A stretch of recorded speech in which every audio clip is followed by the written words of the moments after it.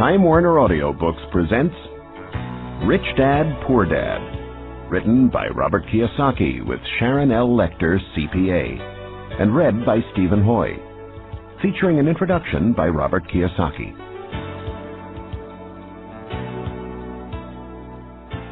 I had two fathers, a rich one and a poor one. One was highly educated and intelligent.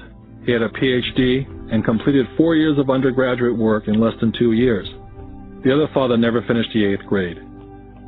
Both men were successful in their careers, working hard all their lives. Both earned substantial incomes, yet one struggled financially all his life. The other would become one of the richest men in Hawaii. One died leaving tens of millions of dollars to his family, charities, and his church. The other left bills to be paid. Both men were strong, charismatic, and influential. Both men offered me advice, but they did not advise the same things. Both men believed strongly in education, but did not recommend the same course of study. If I had had only one dad, I would have had to accept or reject his advice. Having two dads advising me offered me the choice of contrasting points of view, one of a rich man and one of a poor man. Instead of simply accepting or rejecting one or the other, I found myself thinking more, comparing, and then choosing for myself. The problem was, the rich man was not rich yet, and the poor man not yet poor. Both were just starting out on their careers, and both were struggling with money and families. But they had very different points of view about the subject of money. For example, one dad would say, "The love of money is the root of all evil." The other, "The lack of money is the root of all evil." As a young boy, having two strong fathers, both influencing me, was difficult. I wanted to be a good son and listen, but the two fathers did not say the same things.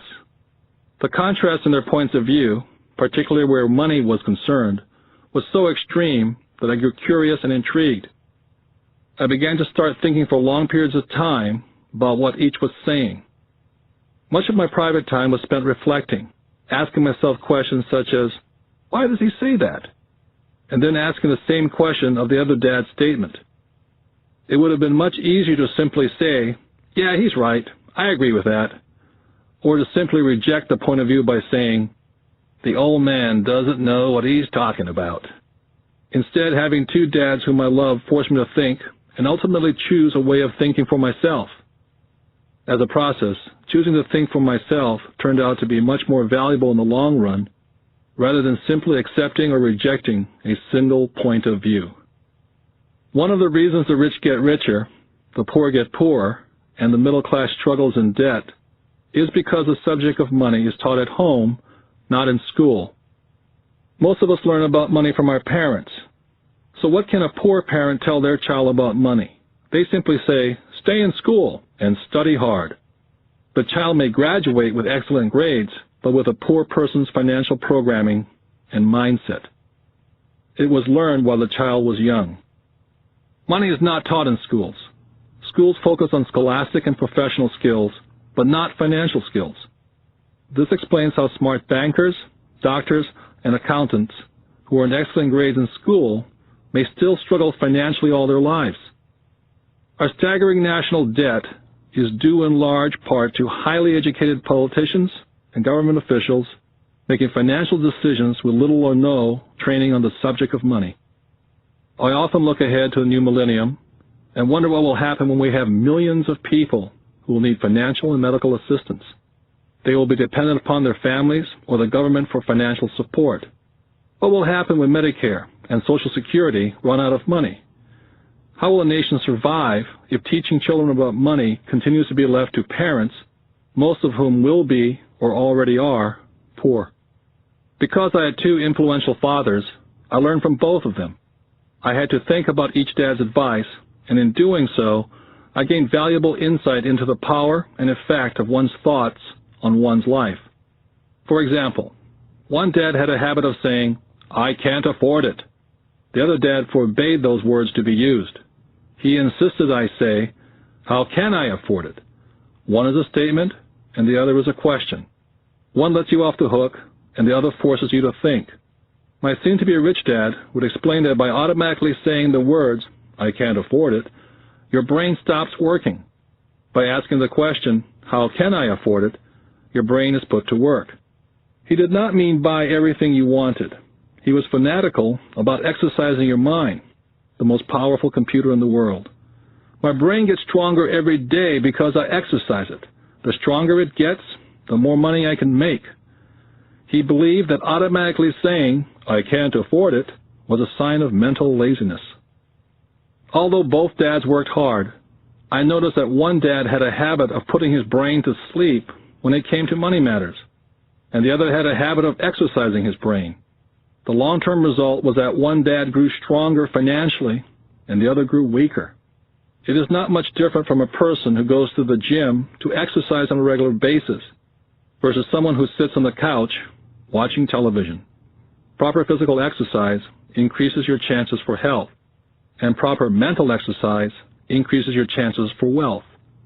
Laziness decreases both health and wealth. My two dads had opposing attitudes and thought.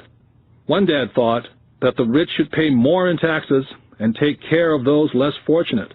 The other said, taxes punish those who produce and reward those who don't produce. One dad recommended, study hard so you can find a good company to work for.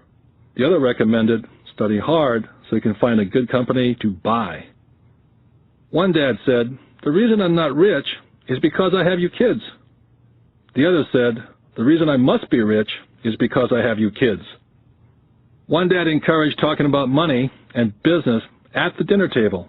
The other forbade the subject of money to be discussed over a meal. One said, when it comes to money, play it safe and don't take risks. The other said, learn to manage risk. One believed, our home is our largest investment and our greatest asset.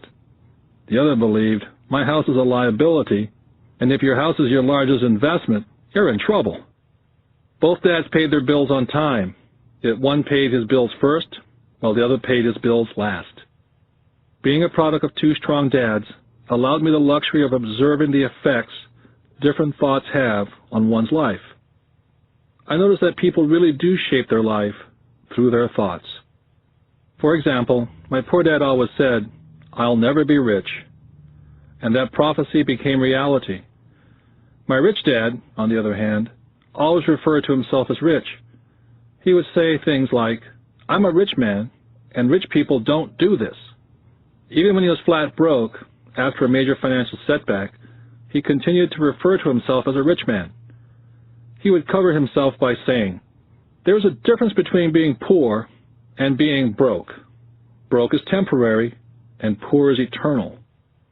My poor dad would also say, I'm not interested in money, or money doesn't matter. My rich dad always said, money is power. The power of our thoughts may never be measured or appreciated, but it became obvious to me as a young boy to be aware of my thoughts and how I expressed myself. I noticed that my poor dad was poor not because of the amount of money he earned, which was significant, but because of his thoughts and his actions. As a young boy, having two fathers, I became acutely aware of being careful which thoughts I chose to adopt as my own. Whom should I listen to, my rich dad or my poor dad? Although both men had tremendous respect for education and learning, they disagreed in what they thought was important to learn. One wanted me to study hard, earn a degree, and get a good job to work for money. He wanted me to study to become a professional, an attorney, or an accountant, or to go to business school for my MBA. The other encouraged me to study to be rich, to understand how money works, and learn how to have it work for me. I don't work for money, were the words he would repeat over and over. Money works for me.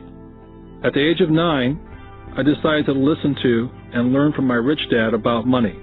In doing so, I chose not to listen to my poor dad, even though he was the one with all the college degrees. Once I made up my mind whom to listen to, my education about money began. My rich dad taught me over a period of 30 years, until I was age 39. He stopped once he realized that I knew and fully understood what he had been trying to drum into my often thick skull. Money is one form of power, but what is more powerful is financial education. Money comes and goes. But if you have the education about how money works, you gain power over it and can begin building wealth. The reason positive thinking alone does not work is because most people went to school and never learned how money works, so they spend their lives working for money.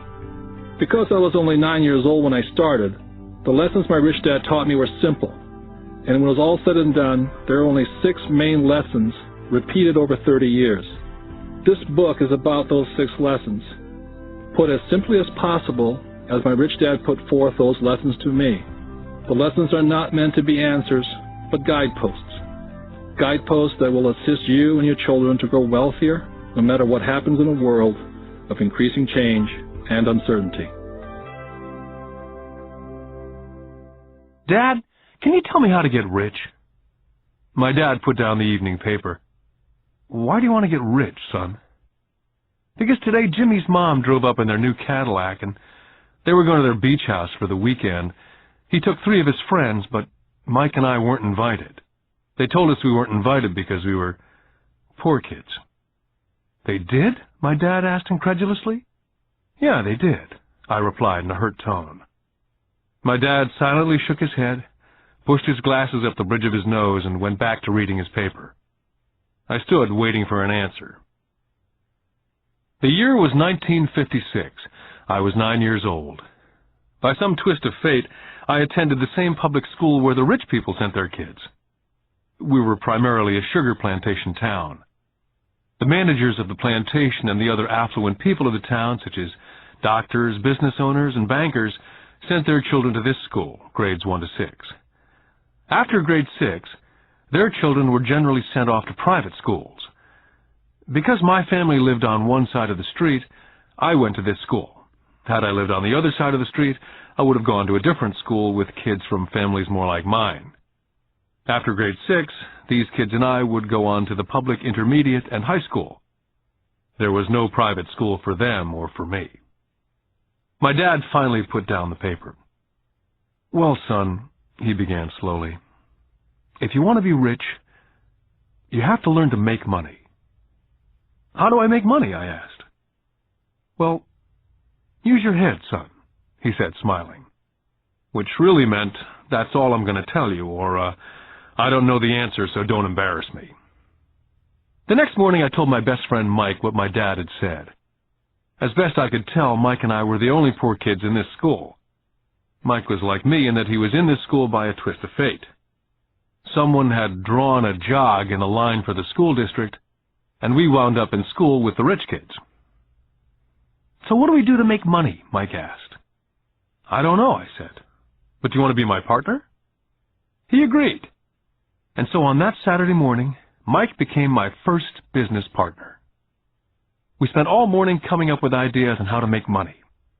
Finally, that afternoon, a bolt of lightning came through our heads. It was an idea that Mike had gotten from a science book he'd read. Excitedly, we shook hands, and the partnership now had a business.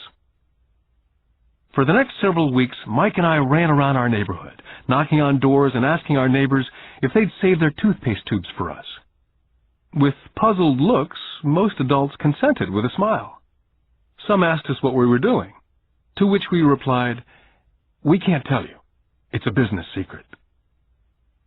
My mom grew distressed as the weeks wore on.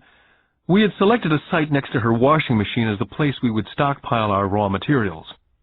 In a brown cardboard box that one time held ketchup bottles, our little pile of used toothpaste tubes began to grow. One day my dad drove up to see 2 9-year-old boys in the driveway with a production line operating at full speed. Fine white powder everywhere. On a long table were small milk cartons from school, and our family's hibachi grill was glowing with red-hot coals at maximum heat. Dad walked up cautiously, having to park the car at the base of the driveway, since the production line blocked the carport.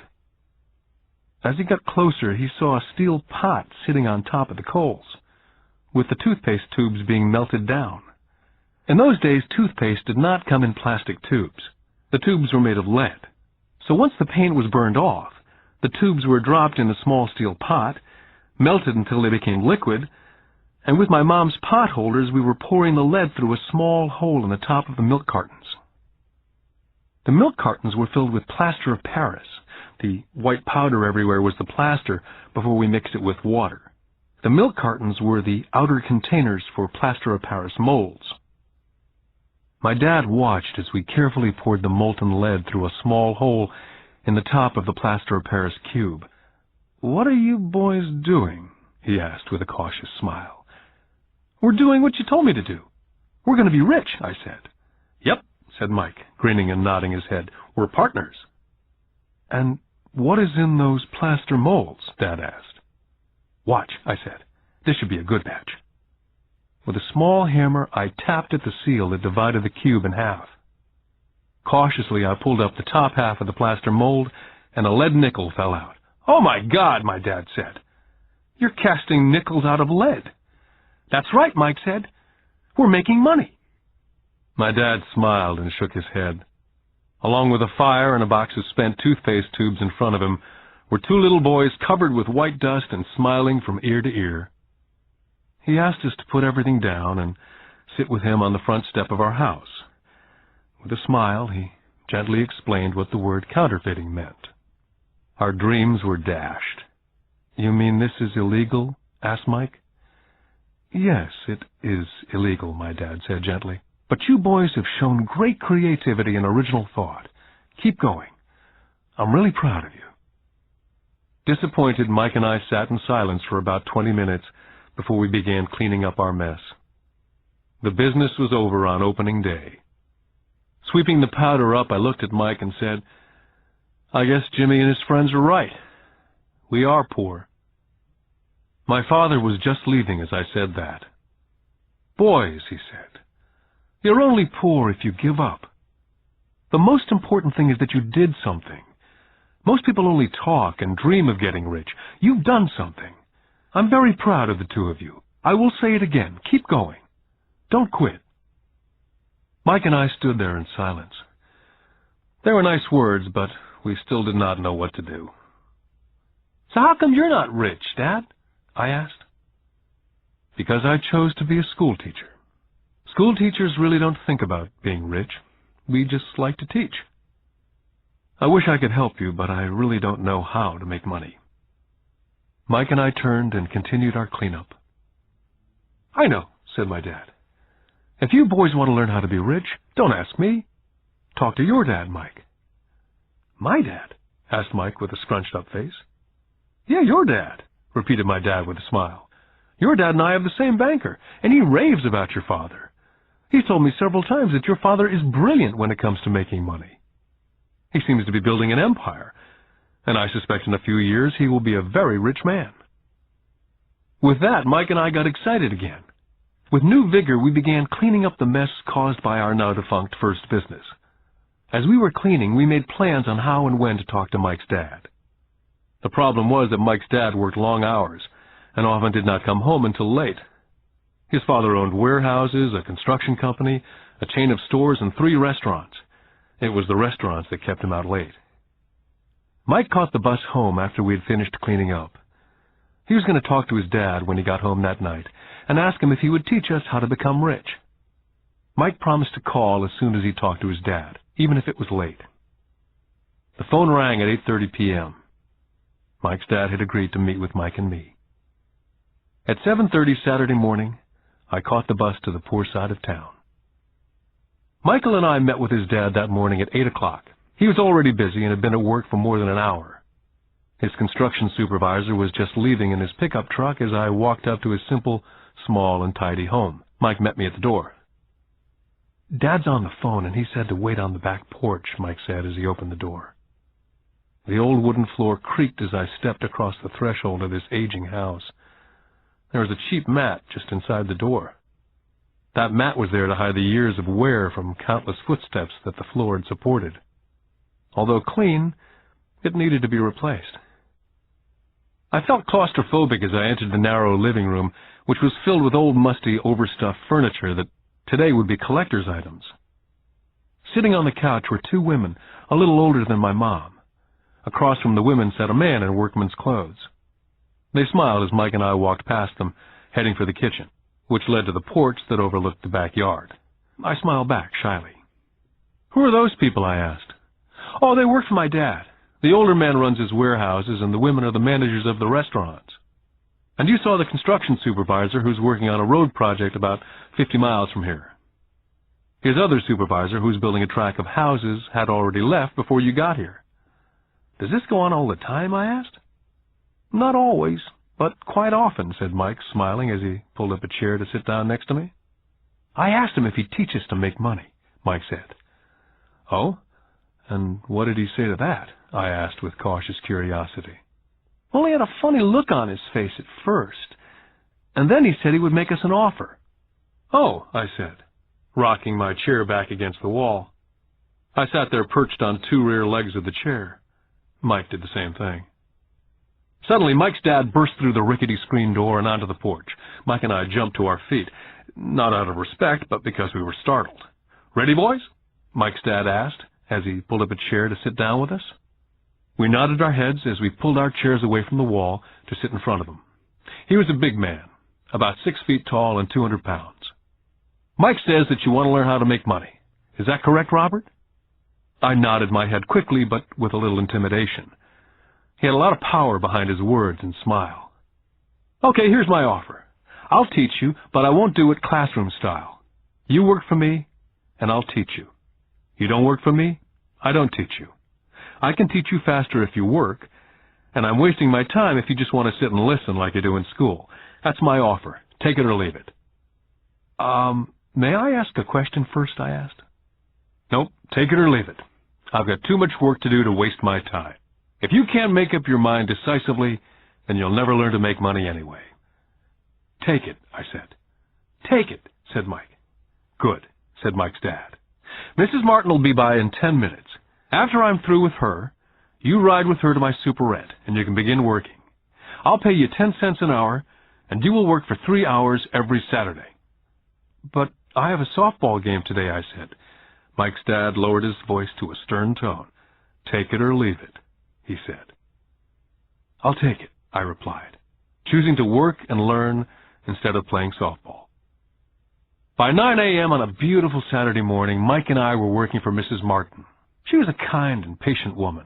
She always said that Mike and I reminded her of her 2 sons who were grown and gone.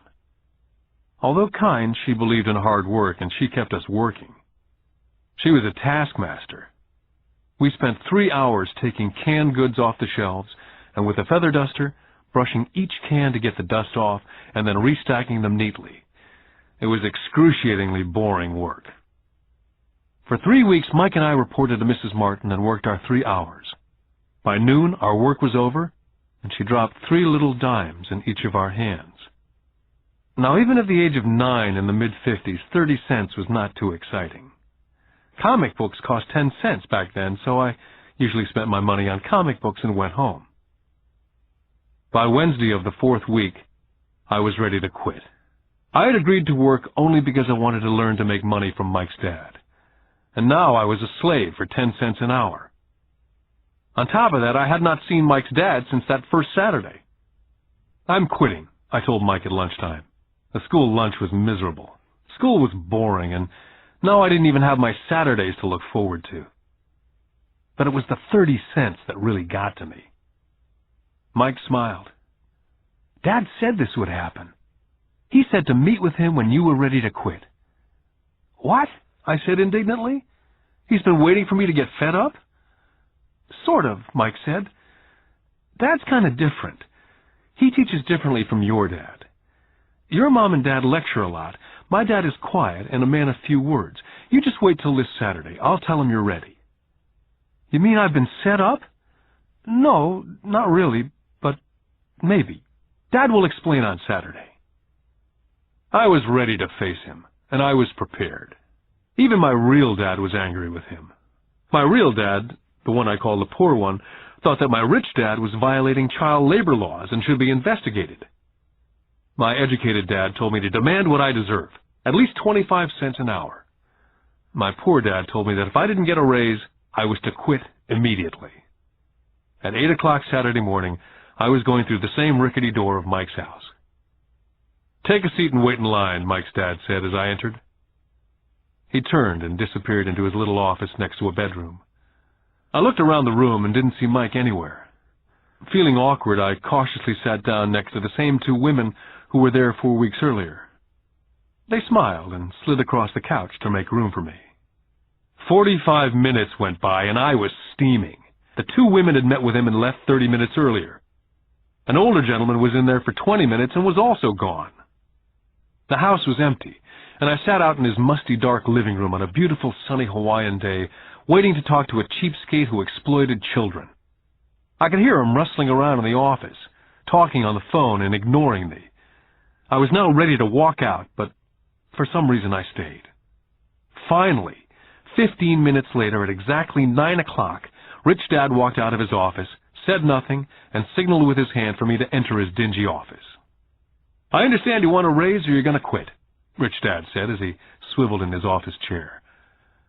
"Well, you're not keeping your end of the bargain," I blurted out, nearly in tears. It was really frightening for a 9-year-old boy to confront a grown-up. "You said that you'd teach me if I worked for you." "Well, I've worked for you. I've worked hard. I've given up my baseball games to work for you, and you don't keep your word. You haven't taught me anything. You're a crook like everyone in town thinks you are. You're greedy. You want all the money and don't take care of your employees. You make me wait and don't show me any respect. I'm only a little boy, and I deserve to be treated better." Rich Dad rocked back in his swivel chair, hands up to his chin, somewhat staring at me.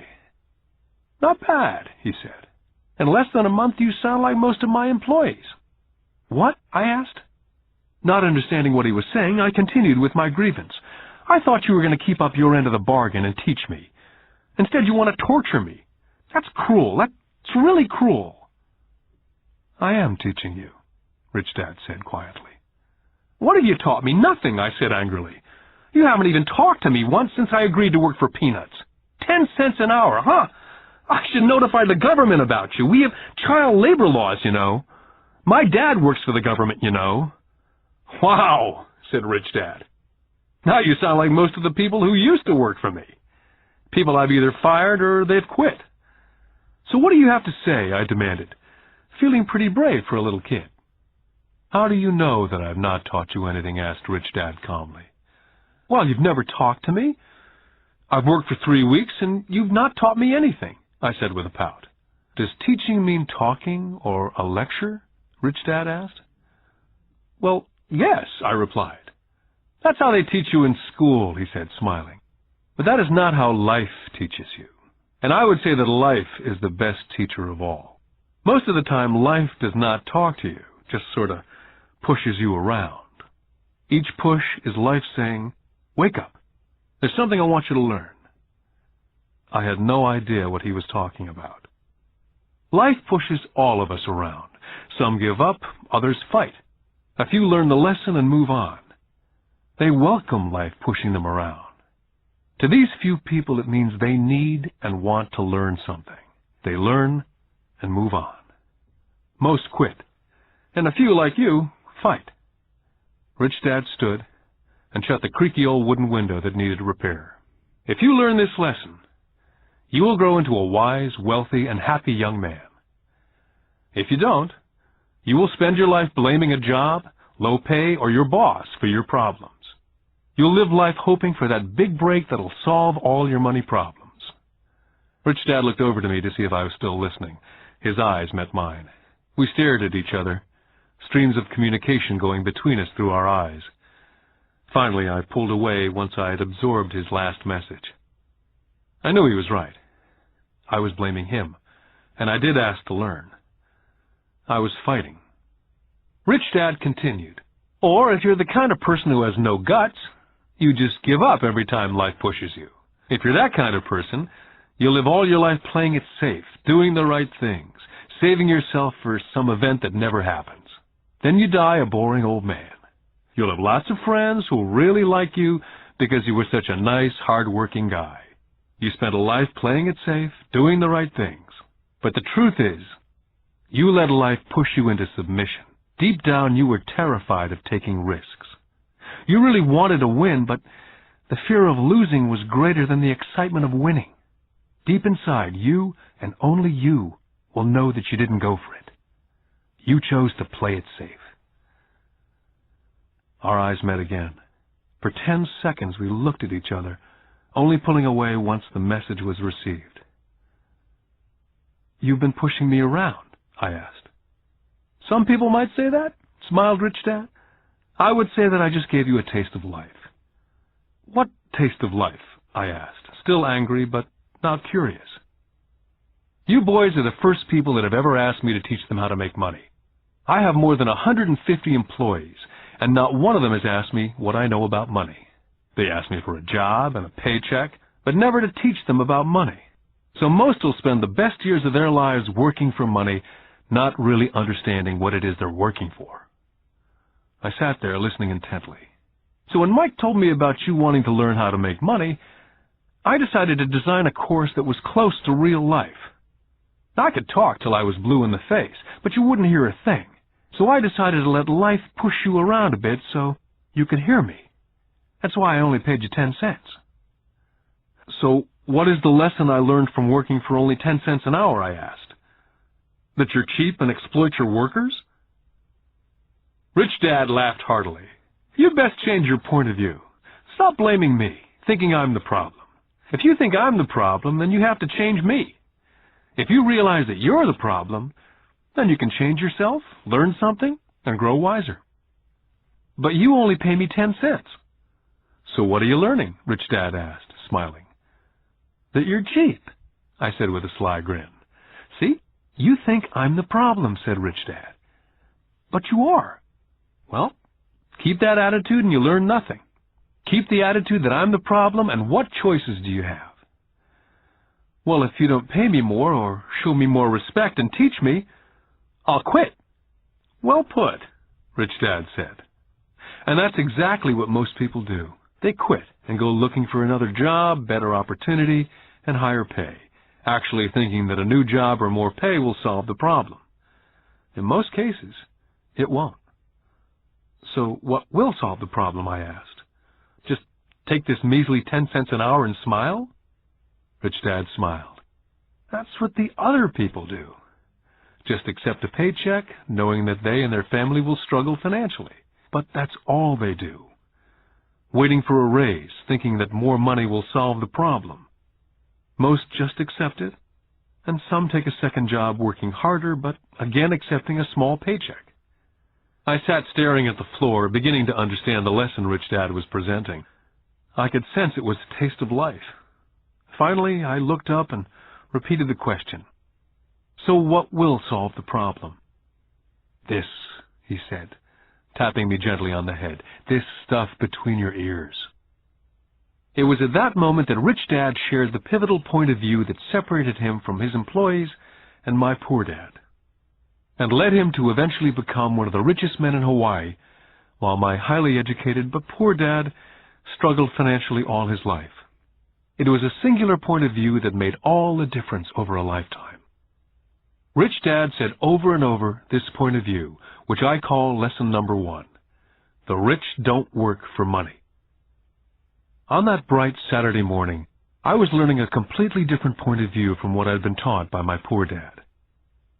At the age of 9, I grew aware that both dads wanted me to learn. Both dads encouraged me to study, but not the same things. My highly educated dad recommended that I do what he did.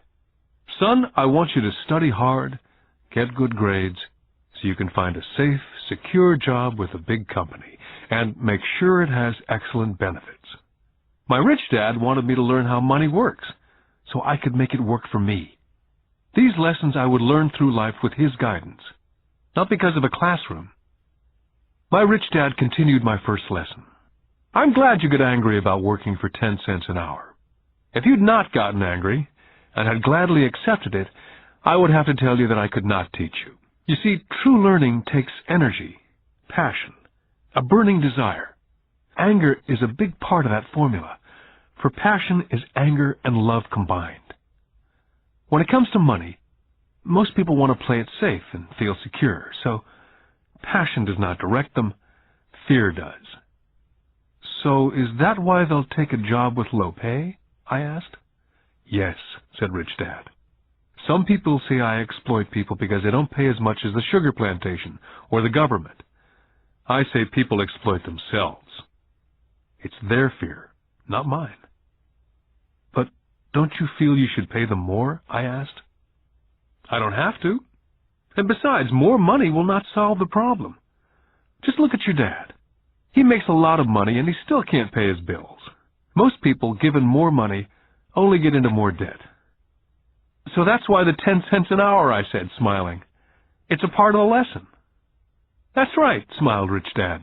You see, your dad went to school and got an excellent education so he could get a high-paying job, which he did. But he still has money problems because he never learned anything about money at school. On top of that, he believes in working for money. And you don't, I asked? No, not really, said Rich Dad. If you want to learn to work for money, then stay in school. That's a great place to learn to do that. But if you want to learn how to have money work for you, then I will teach you that. But only if you want to learn. Wouldn't everyone want to learn that, I asked?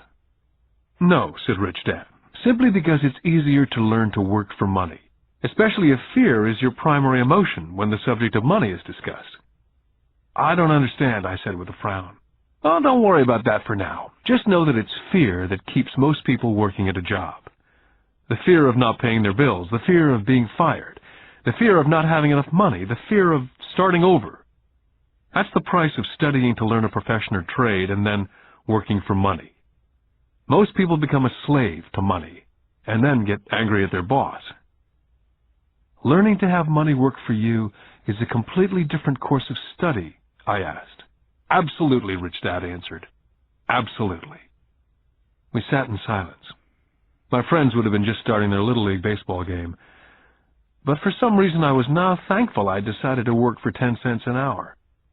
I sensed that I was about to learn something my friends would not learn in school. Ready to learn? Asked Rich Dad. Absolutely, I said with a grin. I've kept my promise. I've been teaching you from afar, my Rich Dad said. At 9 years old, you've gotten a taste of what it feels like to work for money. Just multiply your last month by 50 years, and you'll have an idea of what most people spend their life doing. I don't understand, I said. How did you feel waiting in line to see me? Once to get hired and once to ask for more money. Terrible, I said. If you choose to work for money, that is what life is like for many people, said Rich Dad. And how did you feel when Mrs. Martin dropped 3 dimes in your hand for 3 hours' work? I felt like it wasn't enough. It seemed like nothing. I was disappointed, I said. And that is how most employees feel when they look at their paychecks, especially after all the tax and other deductions are taken out. At least you got 100%. You mean most workers don't get paid everything? I asked with amazement. Heavens, no, said Rich Dad. The government always takes its share first. How do they do that? I asked. Taxes, said Rich Dad. You're taxed when you earn, you're taxed when you spend, you're taxed when you save, you're taxed when you die. Why do people let the government do that to them? The rich don't, said Rich Dad with a smile.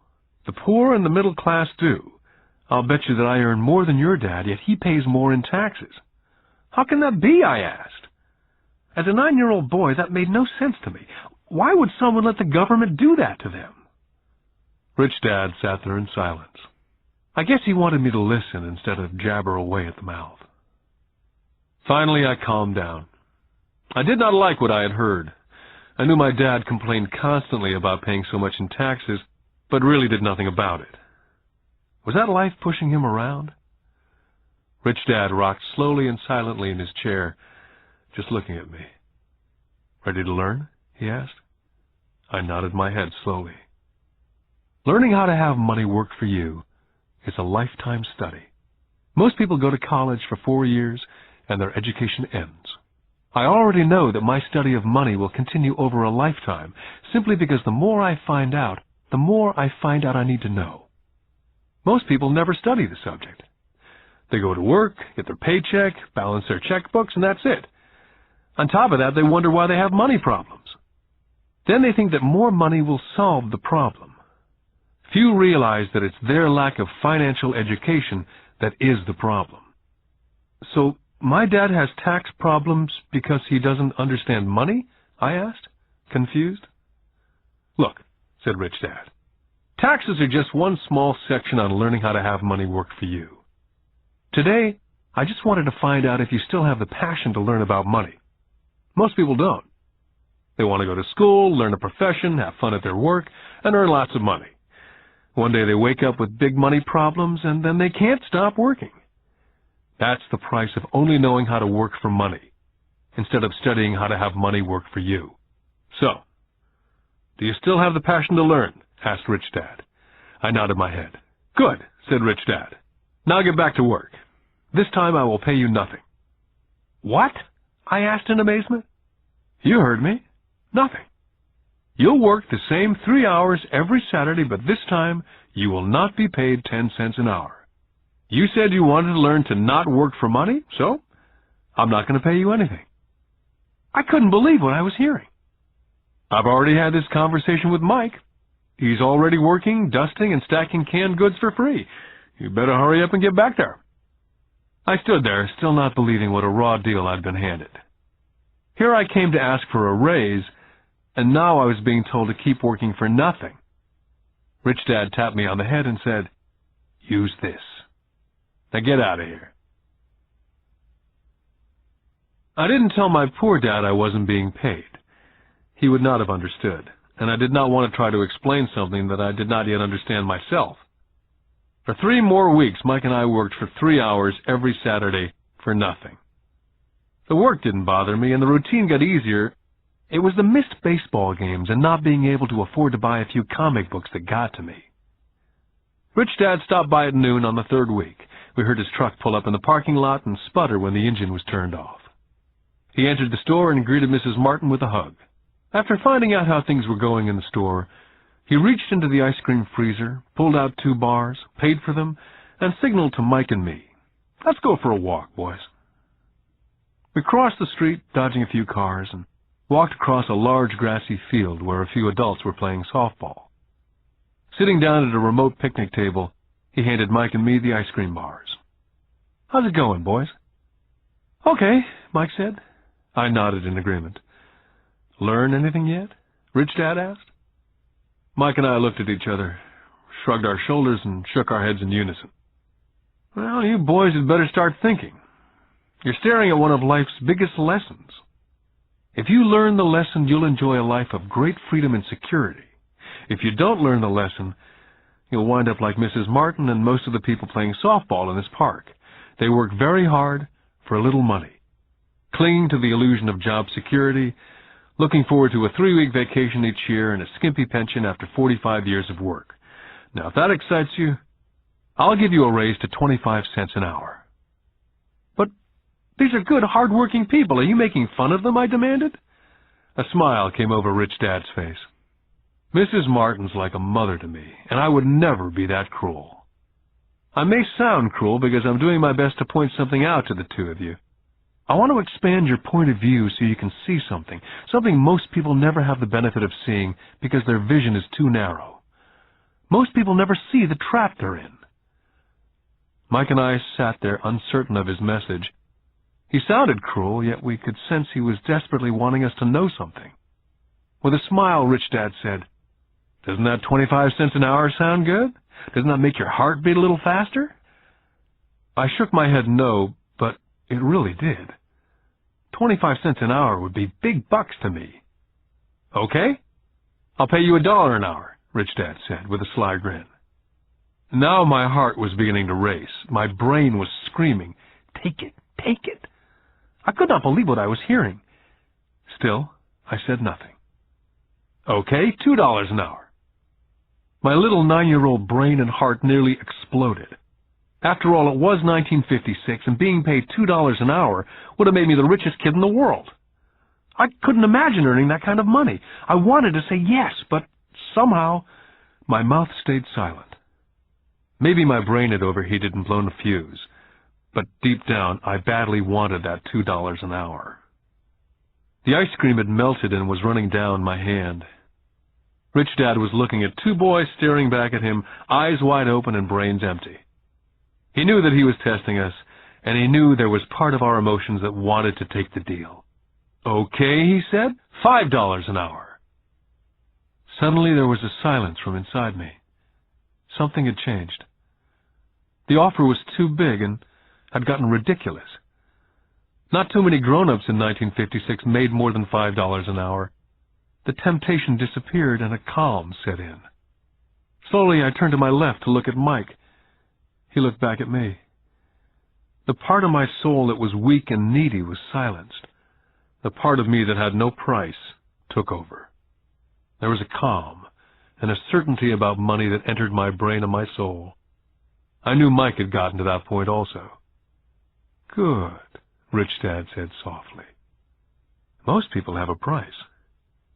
And they have a price because of human emotions named fear and greed. First, the fear of being without money motivates us to work hard. And then once we get that paycheck, greed or desire starts us thinking about all the wonderful things money can buy. The pattern is then set." "What pattern?" I asked. "The pattern of get up, go to work, pay bills, get up, go to work, pay bills. Their lives are then run forever by two emotions, fear and greed. Offer them more money, and they continue the cycle by also increasing their spending. This is what I call the rat race." "There is another way?" Mike asked. "Yes," said Rich Dad slowly, "but only a few people find it." "And what is that way?" Mike asked. "That's what I hope you boys will find out as you work and study with me. That is why I took away all forms of pay." "Any hints?" Mike asked. "We're kind of tired of working hard, especially for nothing." "Well, the first step is telling the truth," said Rich Dad. "We haven't been lying," I said. "I did not say you were lying. I said to tell the truth," Rich Dad came back. "The truth about what?" I asked. "How you're feeling," Rich Dad said. "You don't have to say it to anyone else, just yourself." "You mean the people in this park, the people who work for you, Mrs. Martin, they don't do that?" I asked. "I doubt it," Rich Dad said. "Instead, they feel the fear of not having money. Instead of confronting the fear, they react instead of think. They react emotionally instead of using their heads," Rich Dad said, tapping us on our heads. "Then they get a few bucks in their hands, and again the emotion of joy and desire and greed take over. And again they react instead of think." "So their emotions do their thinking," Mike said. "That's correct," said Rich Dad. "Money is running their lives, and they refuse to tell the truth about that. Money is in control of their emotions, and hence their souls." Rich Dad sat quietly, letting his words sink in.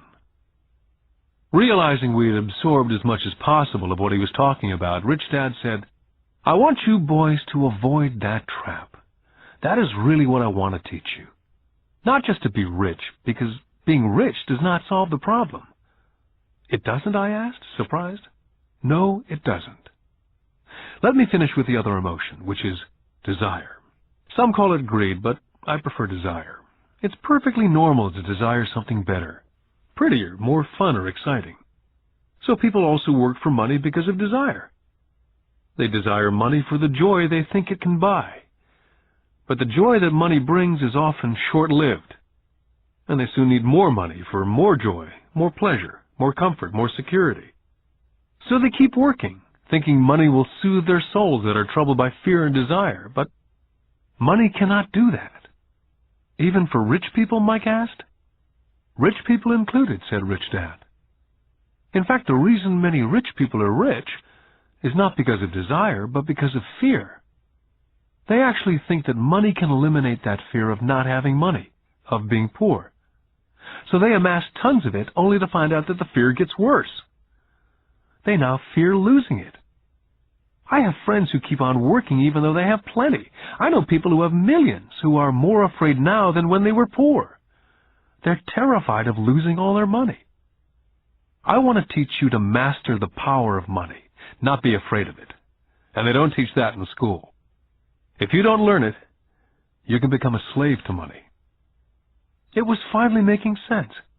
He did want us to widen our views, to see what Mrs. Martin could not see, his employees could not see, or my dad for that matter.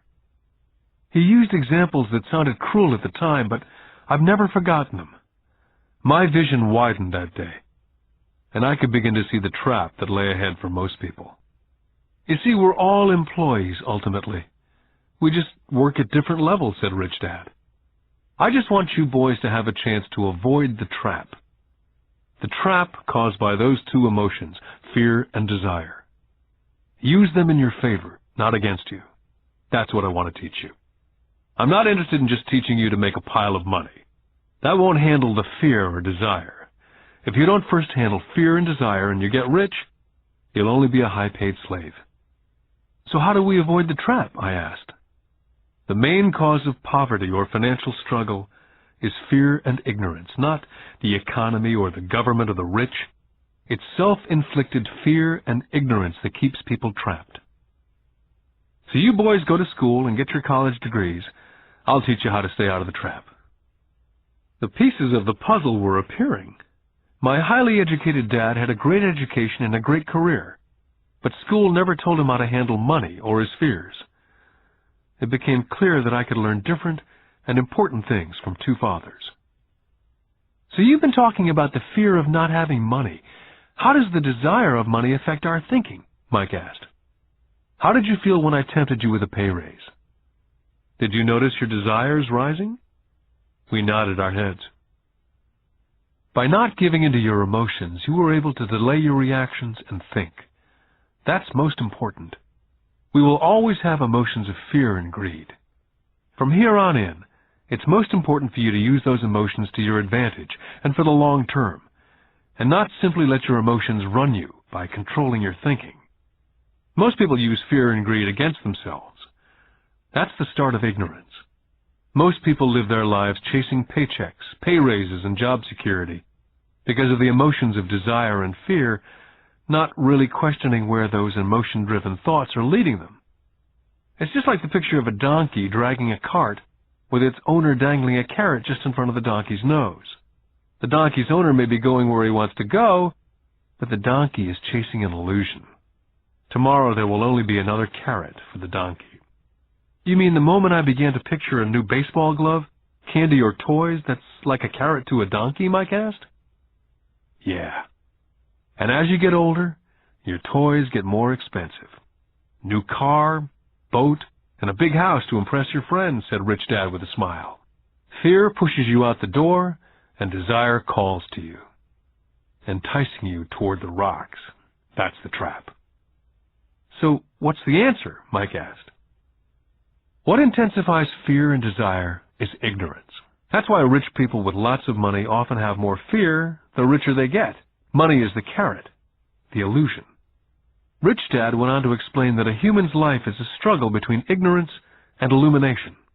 He explained that once a person stops searching for information and knowledge of oneself, ignorance sets in.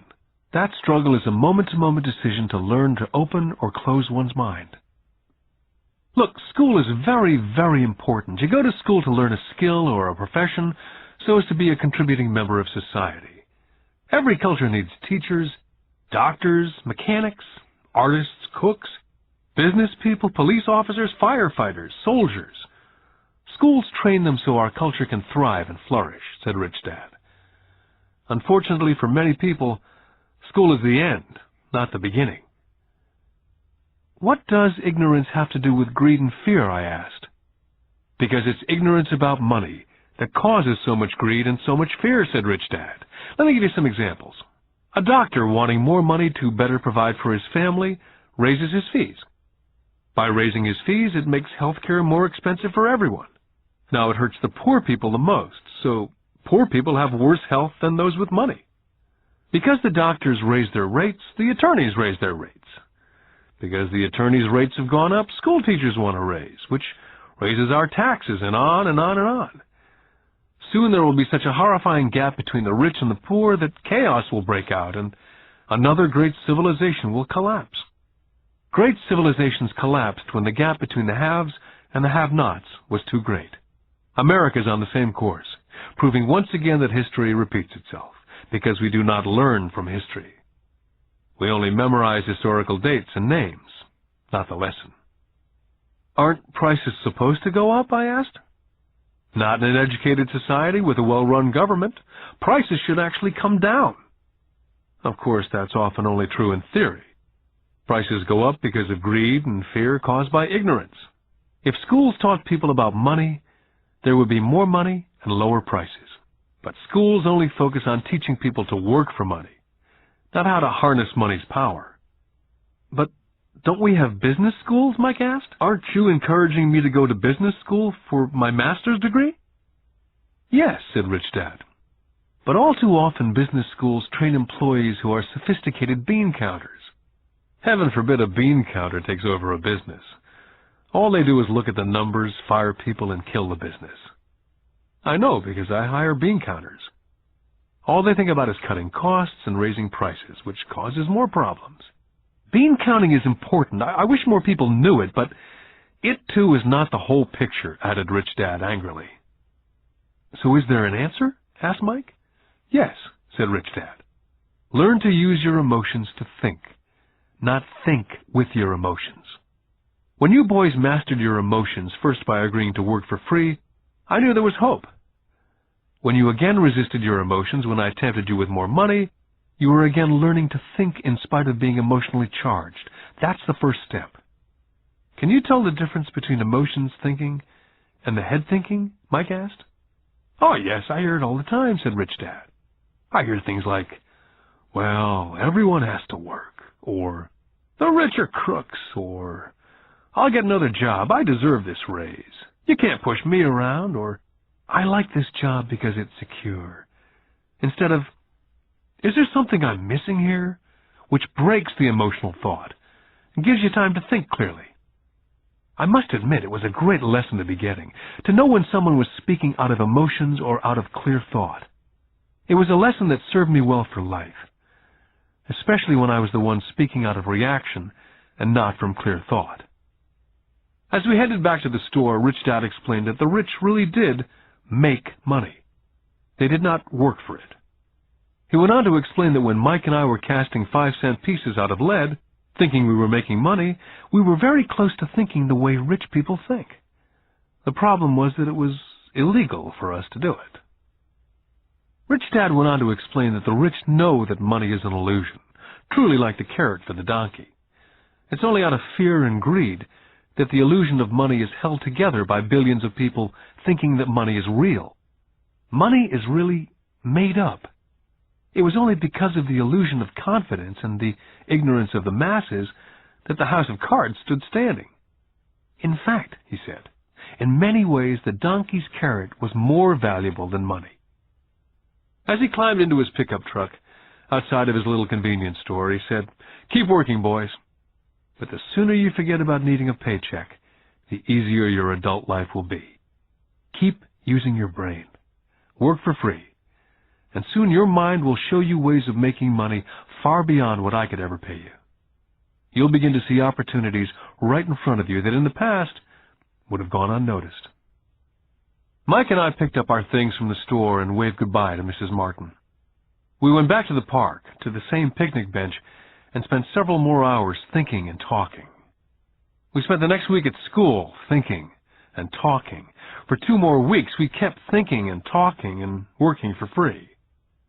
At the end of the second Saturday, I was again saying goodbye to Mrs. Martin and looking at the comic book stand with a longing gaze. The hard thing about not even getting 30 cents every Saturday was that I didn't have any money to buy comic books. Suddenly, as Mrs. Martin was saying goodbye to Mike and me, I saw something she was doing that I'd never seen her do before. I mean, I'd seen her do it, but I never took notice of it. Mrs. Martin was cutting the front page of the comic book in half. She was keeping the top half of the comic book cover and throwing the rest of the comic book into a large brown cardboard box. When I asked her what she did with the comic books, she said, "I throw them away. I give the top half of the cover back to the comic book distributor for credit when he brings in the new comics. He's coming in an hour." Mike and I waited for an hour. Soon the distributor arrived, and I asked him if we could have the comic books, to which he replied, "You can have them if you work for this store and do not resell them." Our partnership was revived. Mike's mom had a spare room in the basement that no one used. We cleaned it out and began piling hundreds of comic books in that room. Soon our comic book library was open to the public. We hired Mike's younger sister, who loved to study, to be head librarian. She charged each child 10 cents admission to the library, which was open from 2:30 to 4:30 p.m. every day after school. The customers, the children of the neighborhood, could read as many comics as they could in 2 hours. It was a bargain for them, since a comic cost 10 cents each, and they could read 5 or 6 in 2 hours. Mike's sister would check the kids as they left to make sure they weren't borrowing any comic books. She also kept the books, logging in how many kids showed up each day, who they were, and any comments they might have. Mike and I averaged $9.50 per week over a 3-month period. We paid his sister $1 a week and allowed her to read the comics for free, which she rarely did since she was always studying. Mike and I kept our agreement by working in the store every Saturday and collecting all the comic books from the different stores. We kept our agreement to the distributor by not selling any comic books. We burned them once they got too tattered. We tried opening a branch office, but we could never quite find someone as dedicated as Mike's sister we could trust. At an early age, we found out how hard it was to find good staff. 3 months after the library first opened, a fight broke out in the room. Some bullies from another neighborhood pushed their way in and started it. Mike's dad suggested we shut down the business. So our comic book business was shut down, and we stopped working on Saturdays at the convenience store. Anyway, Rich Dad was excited because he had new things he wanted to teach us. He was happy because we'd learned our first lesson so well. We'd learned to have money work for us. By not getting paid for our work at the store, we were forced to use our imaginations to identify an opportunity to make money. By starting our own business, the comic book library, we were in control of our own finances, not dependent on an employer. The best part was that our business generated money for us, even when we weren't physically there. Our money worked for us. Instead of paying us money, Rich Dad had given us so much more. Lesson 2. Why Teach Financial Literacy? In 1990, my best friend Mike took over his father's empire and is in fact doing a better job than his dad did. We see each other once or twice a year on the golf course. He and his wife are wealthier than you could imagine. Rich Dad's empire is in great hands, and Mike is now grooming his son to take his place, as his dad groomed us. In 1994, I retired at the age of 47, and my wife Kim was 37. Retirement does not mean not working. To my wife and me, it means that, barring unforeseen cataclysmic changes, we can work or not work, and our wealth grows automatically, staying way ahead of inflation. I guess it means freedom. The assets are large enough to grow by themselves. It's like planting a tree. You water it for years, and then one day it doesn't need you anymore. Its roots have gone down deep enough. Then the tree provides shade for your enjoyment. Mike chose to run the empire, and I chose to retire. Whenever I speak to groups of people, they often ask what I would recommend, or what could they do? How do they get started? Is there a good book I'd recommend? What is the secret to success? I simply say to them what my rich dad said back to me when I was a little kid. If you want to be rich, you need to be financially literate. That idea was drummed into my head every time we were together. As I said, my educated dad stressed the importance of reading books, while my rich dad stressed the need to master financial literacy. If you're going to build the Empire State Building, the first thing you need to do is dig a deep hole and pour a strong foundation. If you're going to build a home in the suburbs, all you need to do is pour a 6-inch slab of concrete. Most people, in their drive to get rich, are trying to build an Empire State Building on a 6-inch slab. Our school system, having been created in the agrarian age, believes in homes with no foundation dirt floors are still the rage. So kids graduate from school with virtually no financial foundation. One day, sleepless and deep in debt in suburbia, living the American dream, they decide that the answer to their financial problems is to find a way to get rich quick. Construction on the skyscraper begins. It goes up quickly, and soon, instead of the Empire State Building, we have the Leaning Tower of suburbia. The sleepless nights return. As for Mike and me in our adult years, both of our choices were possible. because we were taught to pour a strong financial foundation when we were just kids. Now, accounting is possibly the most boring subject in the world. It also could be the most confusing. But if you want to be rich, long term, it could be the most important subject. The question is, how do you take a boring and confusing subject and teach it to kids? The answer is, make it simple. My rich dad poured a strong financial foundation for Mike and me. Since we were just kids, he created a simple way to teach us. For years, he only drew pictures and used words. Mike and I understood the simple drawings, the jargon, the movement of money. And then in later years, Rich Dad began adding numbers. Most importantly, you must know the difference between an asset and a liability, and buy assets. If you want to be rich, this is all you need to know. It is rule number 1. It is the only rule. This may sound absurdly simple, but most people have no idea how profound this rule is. Most people struggle financially because they do not know the difference between an asset and a liability. Rich people acquire assets. The poor and middle class acquire liabilities, but they think they are assets. When Rich Dad explained this to Mike and me, we thought he was kidding. Here we were nearly teenagers and waiting for the secret to get rich, and this was his answer. It was so simple that we had to stop for a long time to think about it. If it's that simple, how come everyone's not rich? I asked. Rich Dad smiled, because people do not know the difference between an asset and a liability. I remember asking, how could adults be so silly? If it's that simple, if it's that important, why would everyone not want to find out? It took our Rich Dad only a few minutes to explain what assets and liabilities were. To teach preteen boys, Rich Dad kept everything simple, using as many pictures as possible, as few words as possible, and no numbers for years. My Rich Dad simply drew a vertical box with a line through the middle. The top half was for income, and the bottom half was for expenses.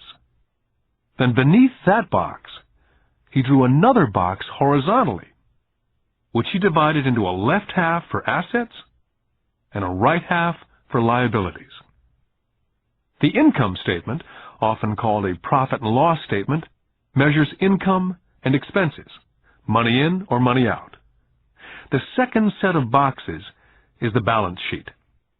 It's called that because it's supposed to balance assets against liabilities. That relationship is vital to understand. The primary cause of financial struggle is simply not knowing the difference between an asset and a liability. The cause of the confusion is found in the definition of the two words.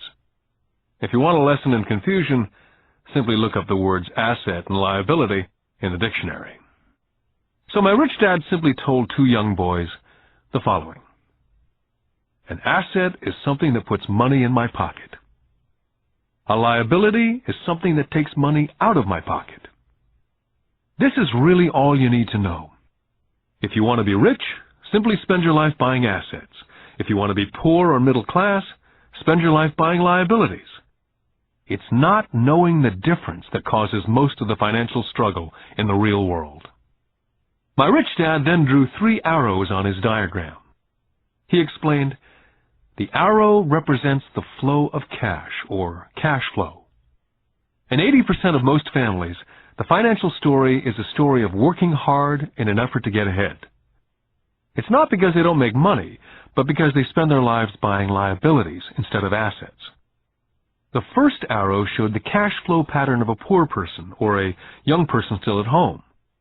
The arrow goes into the income box from a job or salary. It then continues into the expense box. Expenses include taxes, rent, and everyday living expenses. It flows out the expense box and is gone. The second arrow Rich Dad drew represented the cash flow pattern of a middle-class person. The arrow flows from a job into the income box. It then flows into the liabilities box. Most middle-class people acquire many liabilities, such as a mortgage, a car loan, and credit card debt. From the liabilities box, it flows to the expense box, where the monthly payments are made for the liabilities as well as taxes and living expenses. From there, it flows out the expense box and is gone. The third arrow is a pattern of a wealthy person. This arrow simply flows from the asset box into the income box. The cash flow is not generated by a job or salary, but by assets. Remember, assets are things that put money in your pocket. Additionally, the rich have few expenses and liabilities, or if they do, those liabilities are more than covered by their assets. Examples such as these are oversimplified. Everyone has living expenses, the need for food, shelter, and clothing. The diagrams Rich Dad drew show the flow of cash through a poor, middle class, or wealthy person's life. It's the cash flow that tells the story. It's the story of how a person handles their money, what they do after they get the money in their hand. I cringe whenever I hear people ask me how to get rich quicker. Or how do they start? I often hear, I'm in debt, so I need to make more money. But more money will often not solve the problem. In fact, it may actually accelerate the problem. Money often makes obvious our tragic human flaws. Money often puts a spotlight on what we do not know.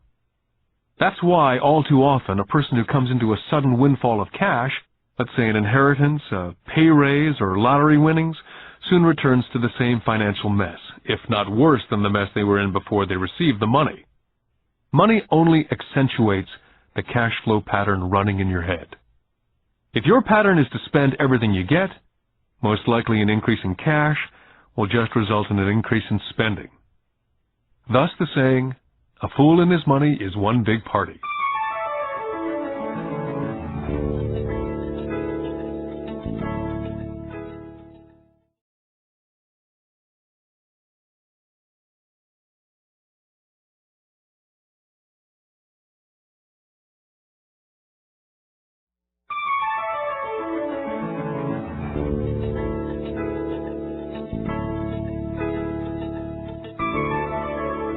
Because students leave school without financial skills, millions of educated people pursue their profession successfully, but later find themselves struggling financially.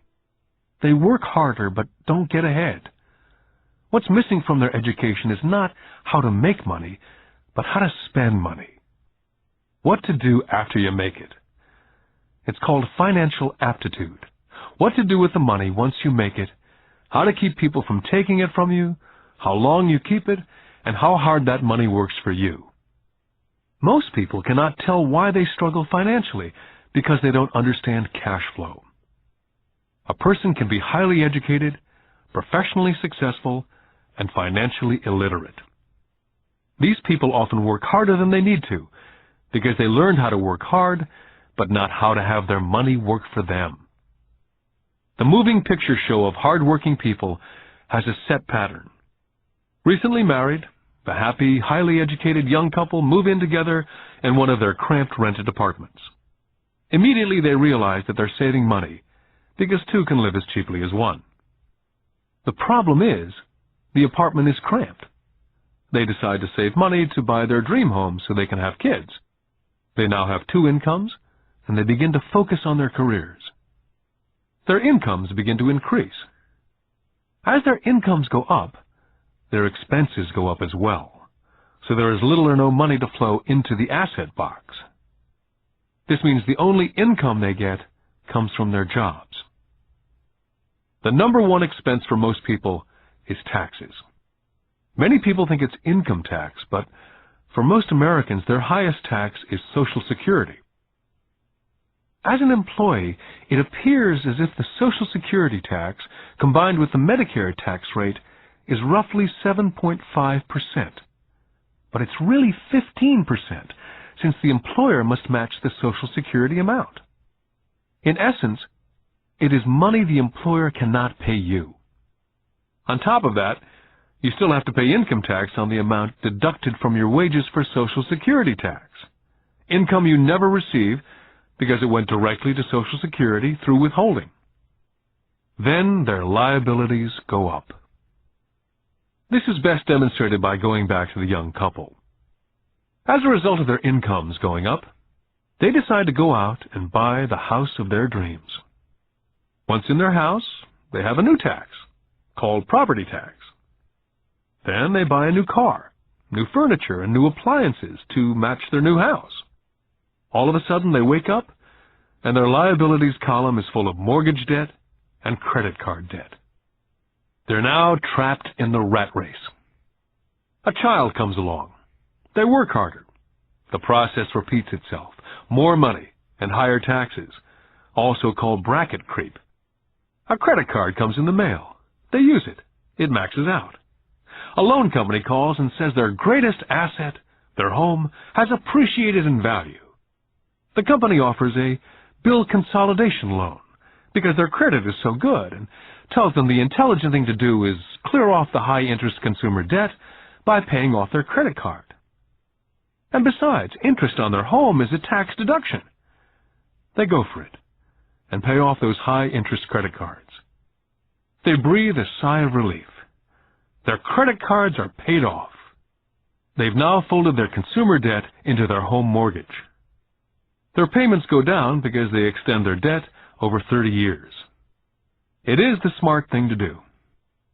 Their neighbor calls to invite them to go shopping. The Memorial Day sale is on. A chance to save some money. They say to themselves, I won't buy anything, I'll just go look. But just in case they find something, they tuck that clean credit card inside their wallet. I run into this young couple all the time. Their names change, but their financial dilemma is the same. They come to one of my talks to hear what I have to say. They ask me, can you tell us how to make more money? Their spending habits have caused them to seek more income. They don't even know that the trouble is really how they choose to spend the money they do have. And that is the real cause of their financial struggle. It's caused by financial illiteracy and not understanding the difference between an asset and a liability. More money seldom solves someone's money problems. Intelligence solves problems. There's a saying a friend of mine says over and over to people in debt. If you find yourself in a hole, stop digging. The poor and middle class all too often allow the power of money to control them. By simply getting up and working harder, failing to ask themselves if what they do makes sense, they shoot themselves in the foot as they leave for work every morning. By not fully understanding money, the vast majority of people allow the awesome power of money to control them. The power of money is used against them. By the time Mike and I were 16 years old, we began to have problems in school. We were not bad kids. We just began to separate from the crowd. We worked for Mike's dad after school and on the weekends. Mike and I often spent hours after work just sitting at a table with his dad while he held meetings with his bankers, attorneys, accountants, brokers, investors, managers, and employees. We learned more sitting at his meetings than we did in all our years of school, college included. Mike's dad was not school educated, but he was financially educated and successful as a result. He used to tell us over and over again, an intelligent person hires people who are more intelligent than they are. So Mike and I had the benefit of spending hours listening to, and in the process learning from, intelligent people. But because of this, both Mike and I just could not go along with the standard dogma that our teachers preached. Occasionally, Mike or I would ask our teachers how what we studied was applicable, or we asked why we never studied money and how it worked. To the latter question, we often got the answer that money was not important, that if we excelled in our education, the money would follow.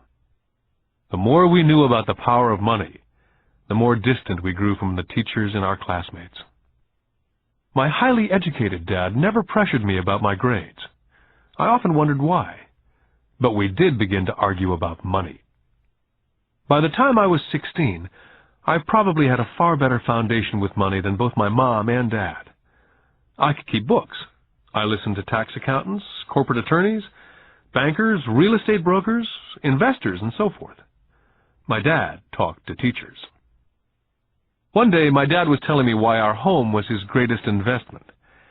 A not too pleasant argument took place, when I showed him why I thought a house was not a good investment. The argument illustrated the difference in perception between my rich dad and my poor dad when it came to their homes. Poor dad thought his house was an asset and listed it in the asset box, and the rich dad thought it was a liability and put his home in the liability box. I remember when I drew a diagram for my dad showing him the direction of cash flow. I also showed him the ancillary expenses that went along with owning the home. A bigger home meant bigger expenses, and the cash flow kept going out through the expense column. Today I am still challenged on the idea of a house not being an asset. And I know that for many people, it's their dream as well as their largest investment.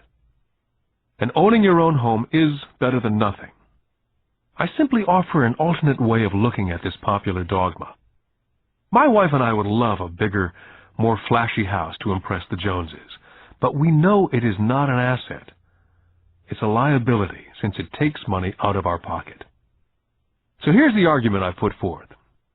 I really do not expect most people to agree with it because a nice home is an emotional thing. And when it comes to money, high emotions tend to lower financial intelligence. When it comes to houses, I point out that most people work all their lives paying for a home they never own. In other words, most people buy a new house every so many years, each time incurring a new 30-year loan to pay off the previous one. Even though people receive a tax deduction for interest on mortgage payments, they pay for all their other expenses with after-tax dollars, even after they pay off their mortgage. Then there are property taxes. My wife's parents were shocked when the property taxes on their home went to $1,000 a month.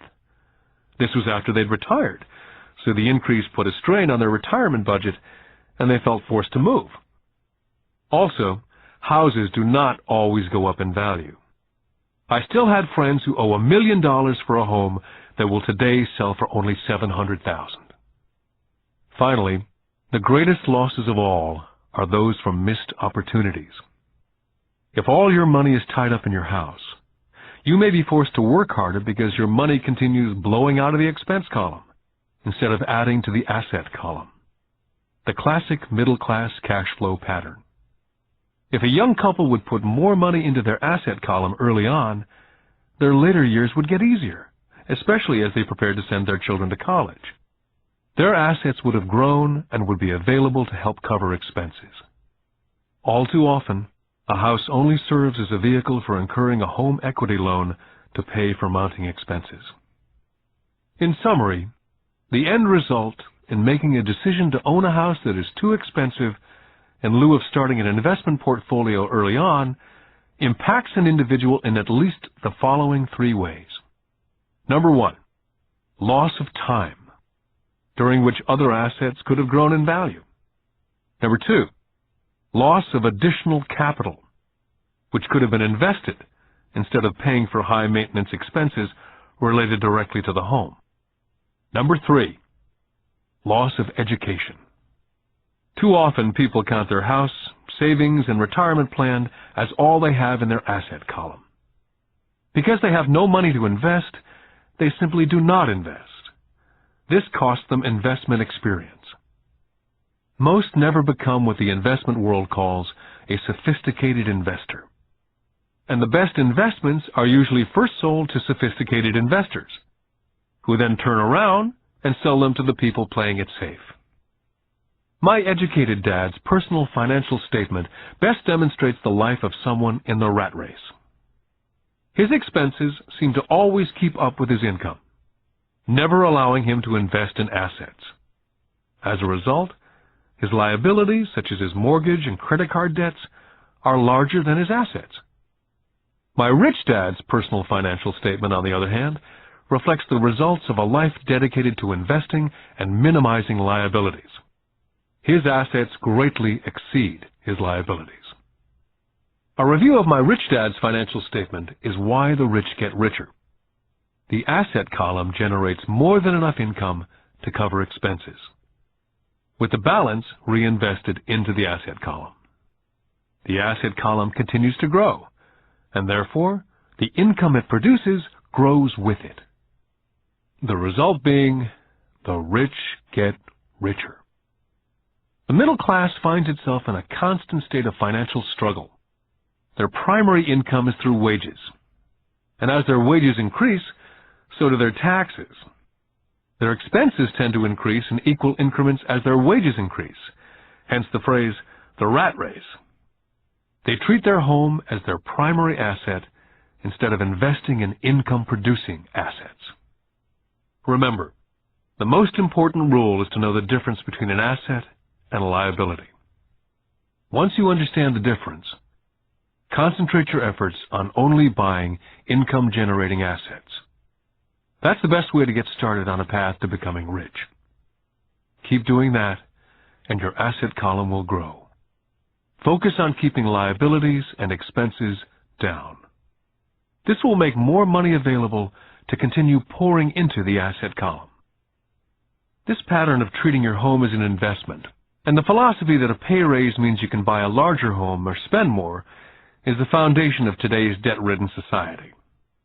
This process of increased spending throws families into greater debt and into more financial uncertainty, even though they may be advancing in their jobs and receiving pay raises on a regular basis. This is high-risk living caused by weak financial education. As an employee who's also a homeowner, your working efforts are generally as follows. You work for someone else. Most people, working for a paycheck, are making the owner or the shareholders richer. Your efforts and success will help provide for the owner's success and retirement. Next, you work for the government. The government takes its share from your paycheck before you even see it. By working harder, you simply increase the amount of taxes taken by the government. Most people work from January to May just for the government. And finally, you work for the bank. After taxes, your next largest expense is usually your mortgage and credit card debt. The problem with simply working harder is that each of these three levels takes a greater share of your increased efforts. You need to learn how to have your increased efforts benefit you and your family directly. Once you've decided to concentrate on minding your own business, how do you set your goals?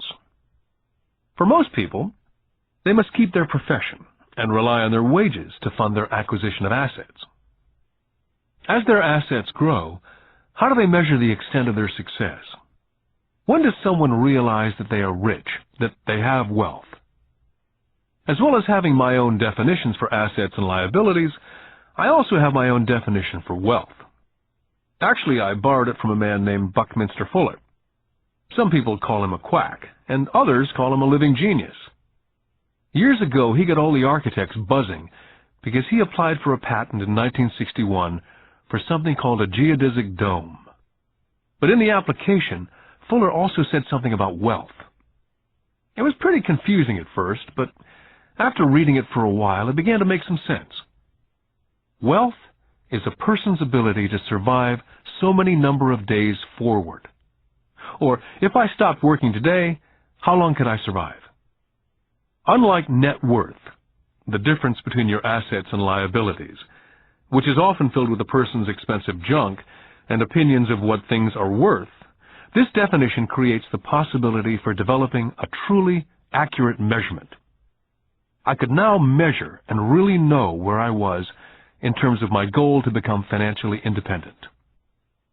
Although net worth often includes these non-cash producing assets like stuff you bought that now sits in your garage, wealth measures how much money your money is making, and therefore your financial survivability.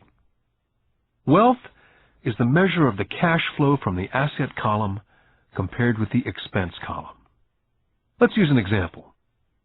Let's say I have a cash flow from my asset column of $1,000 a month, and I have monthly expenses of $2,000. What's my wealth?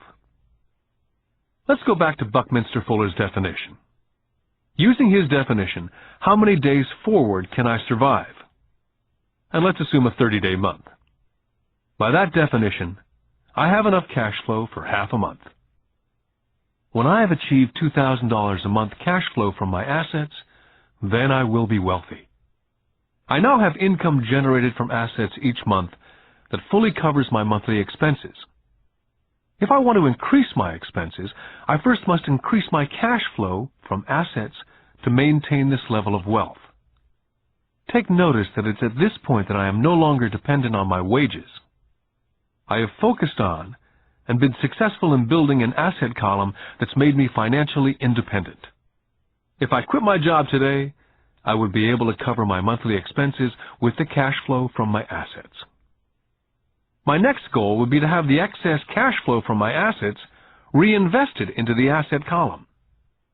The more money that goes into my asset column, the more my asset column grows. The more my assets grow, the more my cash flow grows. And as long as I keep my expenses less than the cash flow from these assets, I will grow richer, with more and more income from sources other than my physical labor. As this reinvestment continues, I am well on my way to being rich. The actual definition of rich is in the eye of the beholder. You can never be too rich. Just remember this simple observation. The rich buy assets, the poor only have expenses. The middle class buys liabilities they think are assets. So how do I start minding my own business? What's the answer? Listen to the founder of McDonald's. Lesson 3. Mind your own business. In 1974, Ray Kroc, the founder of McDonald's, was asked to speak at the MBA class at the University of Texas at Austin. A dear friend of mine, Keith Cunningham, was a student in that MBA class. After a powerful and inspiring talk, the class adjourned, and the students asked Ray if he would join them at their favorite hangout to have a few beers. Ray graciously accepted. "What business am I in?" Ray asked, once the group had all their beers in hand. Everyone laughed, said Keith. Most of the MBA students thought Ray was just fooling around. No one answered, so Ray asked the question again. "What business do you think I'm in?" The students laughed again. And finally, one brave soul yelled out, "Ray, who in the world does not know that you're in the hamburger business?" Ray chuckled. "That's what I thought you'd say." He paused, and then quickly said, "Ladies and gentlemen, I'm not in the hamburger business. My business is real estate." McDonald's today is the largest single owner of real estate in the world, owning even more than the Catholic Church. Today, McDonald's owns some of the most valuable intersections and street corners in America, as well as in other parts of the world. Keith said it was one of the most important lessons in his life. Today, Keith owns car washes, but his business is the real estate under those car washes. The previous chapter ended with a statement illustrating that most people work for everyone but themselves. They work first for the owners of the company, then for the government through taxes, and finally for the bank that owns their mortgage. As a young boy, we did not have a McDonald's nearby. Yet my rich dad was responsible for teaching Mike and me the same lesson that Ray Kroc talked about at the University of Texas. It is secret number 3 of the rich. The secret is, mind your own business. Financial struggle is often directly the result of people working all their life for someone else. Many people will have nothing at the end of their working days. Our current educational system focuses on preparing today's youth to get good jobs by developing scholastic skills. Their lives will revolve around their wages, or, as described earlier, their income column.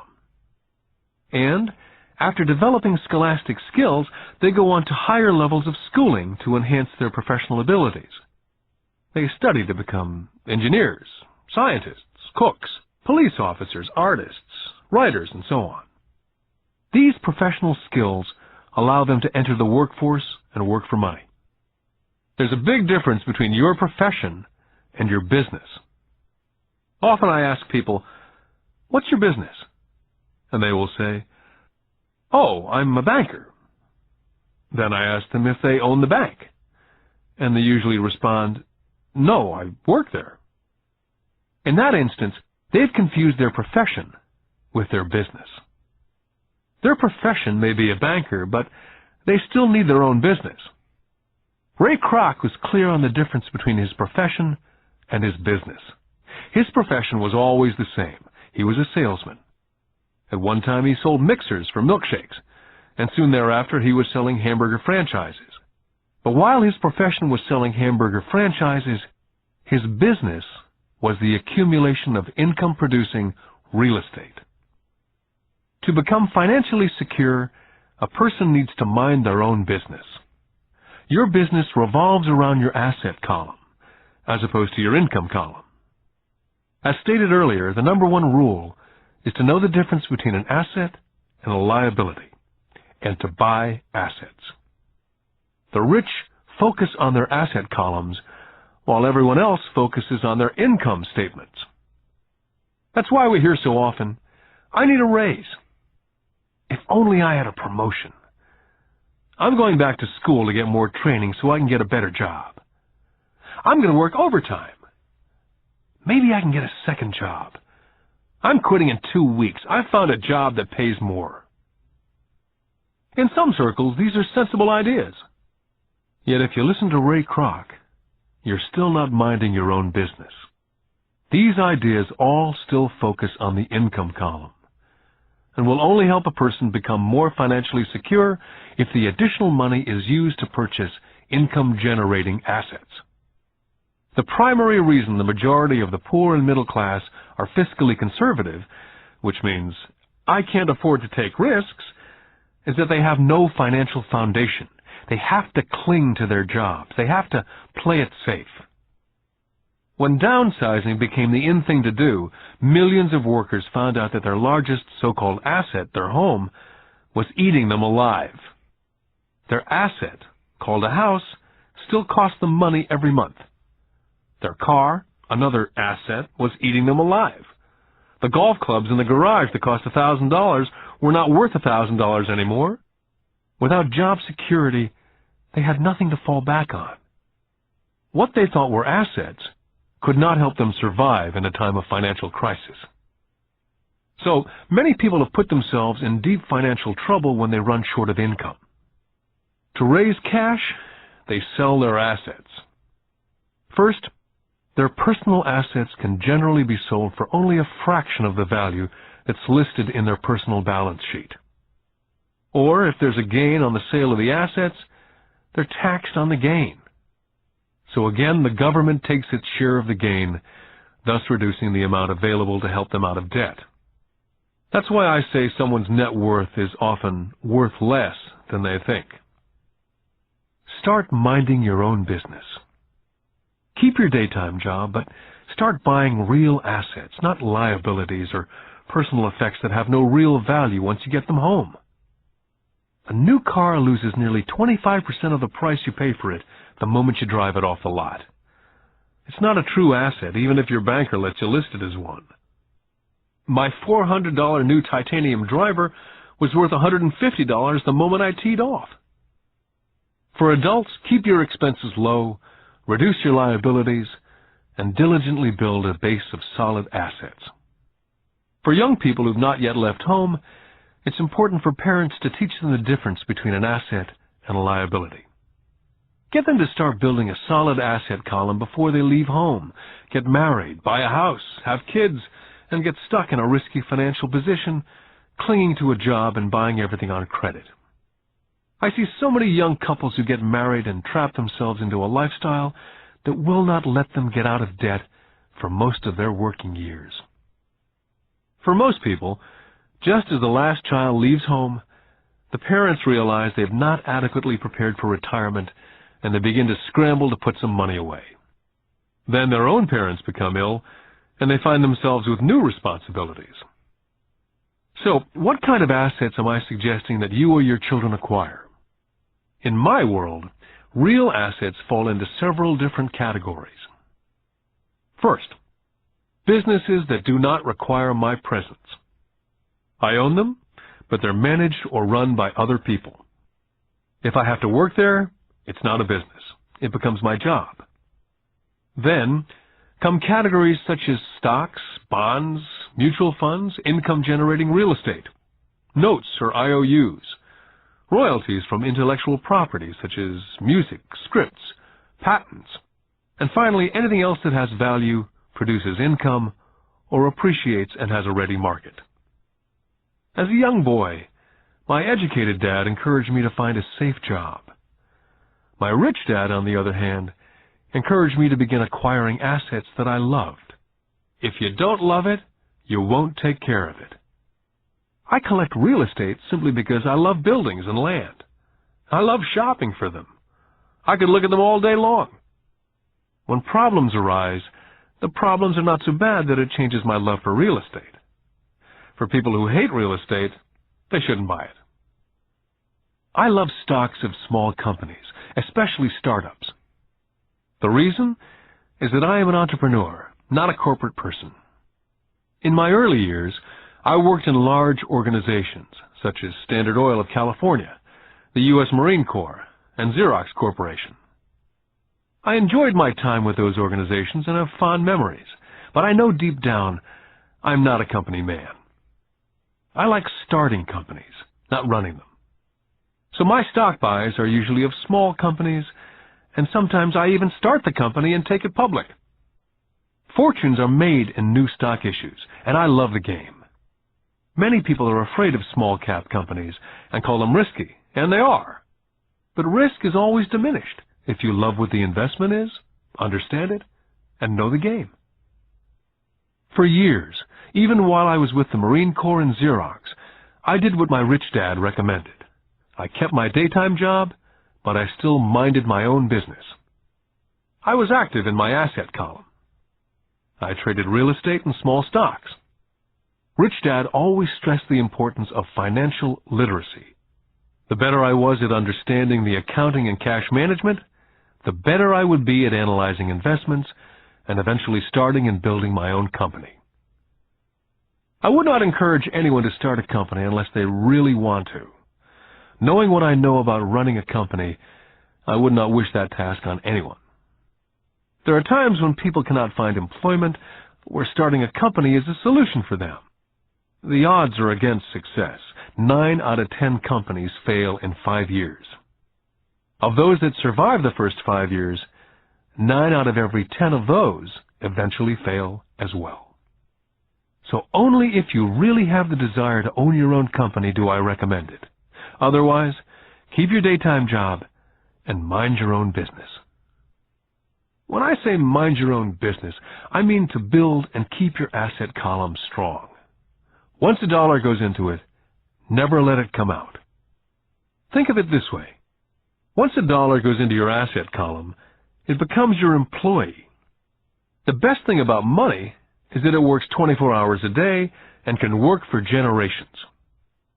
Keep your daytime job, be a great hard-working employee, but keep building that asset column. As your cash flow grows, you can buy some luxuries.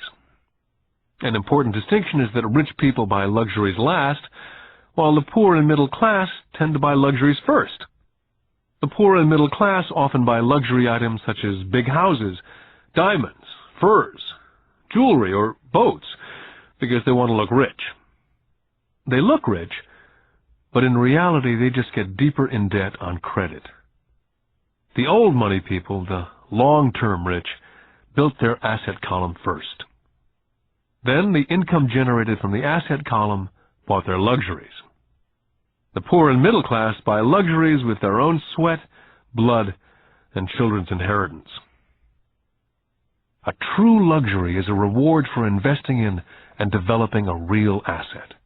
For example, when my wife and I had extra money coming from our apartment houses, she went out and bought her Mercedes.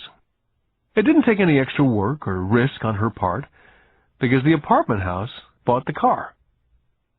She did, however, have to wait for it for 4 years while the real estate investment portfolio grew and finally began throwing off enough extra cash flow to pay for the car. But the luxury, the Mercedes, was a true reward because she had proved she knew how to grow her asset column. That car now means a lot more to her than simply another pretty car. It means she used her financial intelligence to afford it. What most people do is they impulsively go out and buy a new car or some other luxury on credit. They may feel bored and just want a new toy. Buying a luxury on credit often causes a person to sooner or later actually resent that luxury because the debt on the luxury becomes a financial burden. After you've taken the time and invested in and built your own business, you're now ready to add the magic touch, the biggest secret of the rich. The secret that puts the rich way ahead of the pack. The reward at the end of the road for diligently taking the time to mind your own business. Lesson 4. The history of taxes and the power of corporations. I remember in school being told the story of Robin Hood and his merry men. My school teacher thought it was a wonderful story of a romantic hero, a Kevin Costner type, who robbed from the rich and gave to the poor. My rich dad did not see Robin Hood as a hero. He called Robin Hood a crook. Robin Hood may be long gone, but his followers live on. How often I still hear people say, "Why don't the rich pay for it?" Or, "The rich should pay more in taxes and give it to the poor."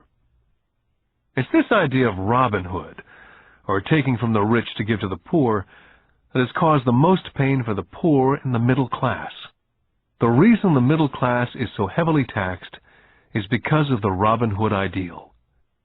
The real reality is that the rich are not taxed. It's the middle class who pays for the poor, especially the educated upper-income middle class. Again, to understand fully how things happen, we need to look at the historical perspective. We need to look at the history of taxes. Although my highly educated dad was an expert on the history of education, my rich dad fashioned himself as an expert on the history of taxes. Rich Dad explained to Mike and me that in England and America originally, there were no taxes. Occasionally, there were temporary taxes levied in order to pay for wars. The king or the president would put the word out and ask everyone to chip in. Taxes were levied in Britain for the fight against Napoleon from 1799 to 1816. And in America, taxes were levied to pay for the Civil War from 1861 to 1865. In 1874, England made income tax a permanent levy on its citizens. In 1913, an income tax became permanent in the United States with the adoption of the 16th Amendment to the Constitution. What these historical dates fail to reveal is that both of these taxes were initially levied against only the rich. It was this point that Rich Dad wanted Mike and me to understand. He explained that the idea of taxes was made popular and accepted by the majority by telling the poor and the middle class that taxes were created only to punish the rich. This is how the masses voted for the law, and it became constitutionally legal. Although it was intended to punish the rich, in reality it wound up punishing the very people who voted for it, the poor and the middle class. Once government got a taste of money, the appetite grew, said Rich Dad. Your dad and I are exactly opposite. He's a government bureaucrat, and I'm a capitalist. We get paid, and our success is measured on opposite behaviors. He gets paid to spend money and hire people. The more he spends and the more people he hires, the larger his organization becomes. In the government, the larger his organization, the more he's respected. On the other hand, within my organization, the fewer people I hire and the less money I spend, the more I'm respected by my investors. That's why I don't like government people. They have different objectives from most business people. As the government grows, more and more tax dollars will be needed to support it. As I said, the passage of taxes was only possible because the masses believed in the Robin Hood theory of economics, which was to take from the rich and give to everyone else. The problem was that the government's appetite for money was so great that taxes soon needed to be levied on the middle class, and from there it kept trickling down. The rich, on the other hand, saw an opportunity. They do not play by the same set of rules. As I've stated, the rich already knew about corporations, which became popular in the days of sailing ships. The rich created the corporation as a vehicle to limit their risk to the assets of each voyage. The rich put their money into a corporation to finance the voyage. The corporation would then hire a crew to sail to the New World to look for treasures. If the ship was lost, the crew lost their lives, but the loss to the rich would be limited only to the money they invested for that particular voyage. It's the knowledge of the power of the legal structure of the corporation that really gives the rich a vast advantage over the poor and the middle class. Having two fathers teaching me, one a socialist and the other a capitalist, I quickly began to realize that the philosophy of the capitalist made more financial sense to me. It seemed to me that the socialists ultimately penalized themselves due to their lack of financial education. No matter what the take-from-the-rich crowd came up with, the rich always found a way to outsmart them. That is how taxes were eventually levied on the middle class. The rich outsmarted the intellectuals solely because they understood the power of money, a subject not taught in schools. How did the rich outsmart the intellectuals? Once the take-from-the-rich tax was passed, cash started flowing into government coffers. Initially, people were happy. Money was handed out to government workers and the rich. It went to government workers in the form of jobs and pensions. It went to the rich via their factories receiving government contracts. The government became a large pool of money, but the problem was the fiscal management of that money. There really is no recirculation. In other words, the government policy, if you were a government bureaucrat, was to avoid having excess money. If you failed to spend your allotted funding, you risked losing it in the next budget. You'd certainly not be recognized for being efficient. Business people, on the other hand, are rewarded for having excess money and are recognized for their efficiency. As this cycle of growing government spending continued, the demand for money increased, and the tax the rich idea was now being adjusted to include lower income levels, down to the very people who voted it in, the poor and the middle class. True capitalists used their financial knowledge to simply find a way to escape. They headed back to the protection of a corporation. A corporation protects the rich. But what many people who've never formed a corporation do not know is that a corporation is not really a thing. A corporation is merely a file folder with some legal documents in it, sitting in some attorney's office registered with a state government agency. It's not a big building with the name of the corporation on it.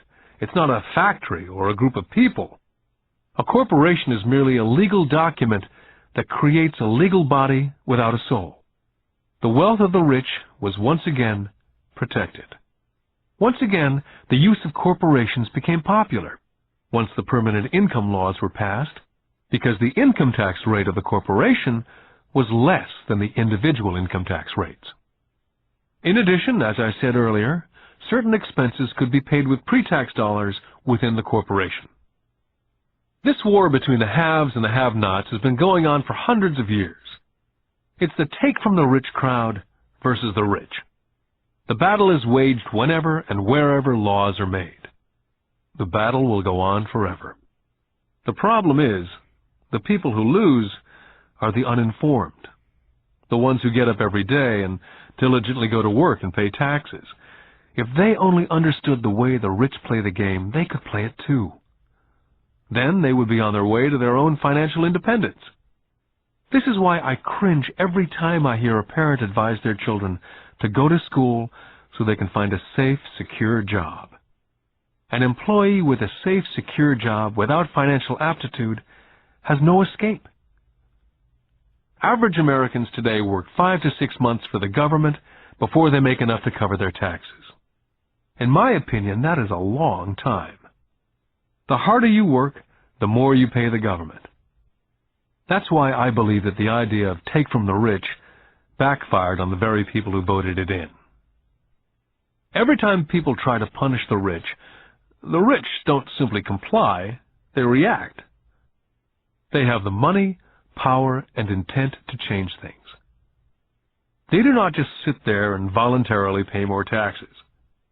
They search for ways to minimize their tax burden. They hire smart attorneys and accountants and persuade politicians to change laws or create legal loopholes. They have the resources to effect change. The poor and the middle class do not have the same resources.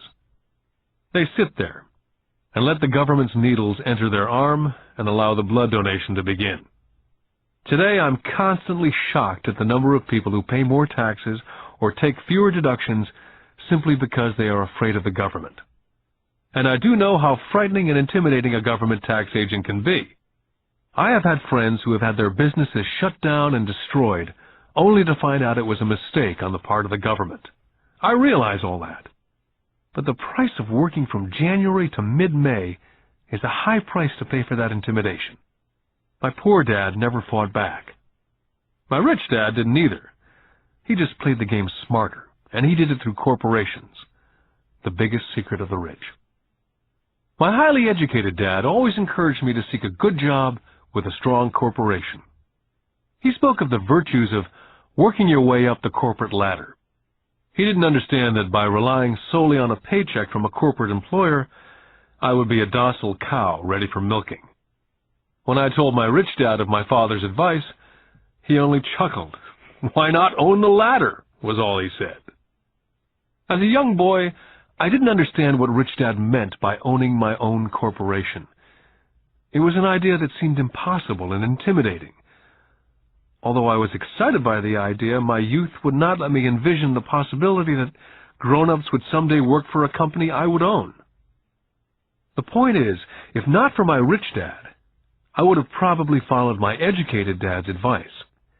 It was merely the occasional reminder of my rich dad that kept the idea of owning my own corporation alive and kept me on a different path.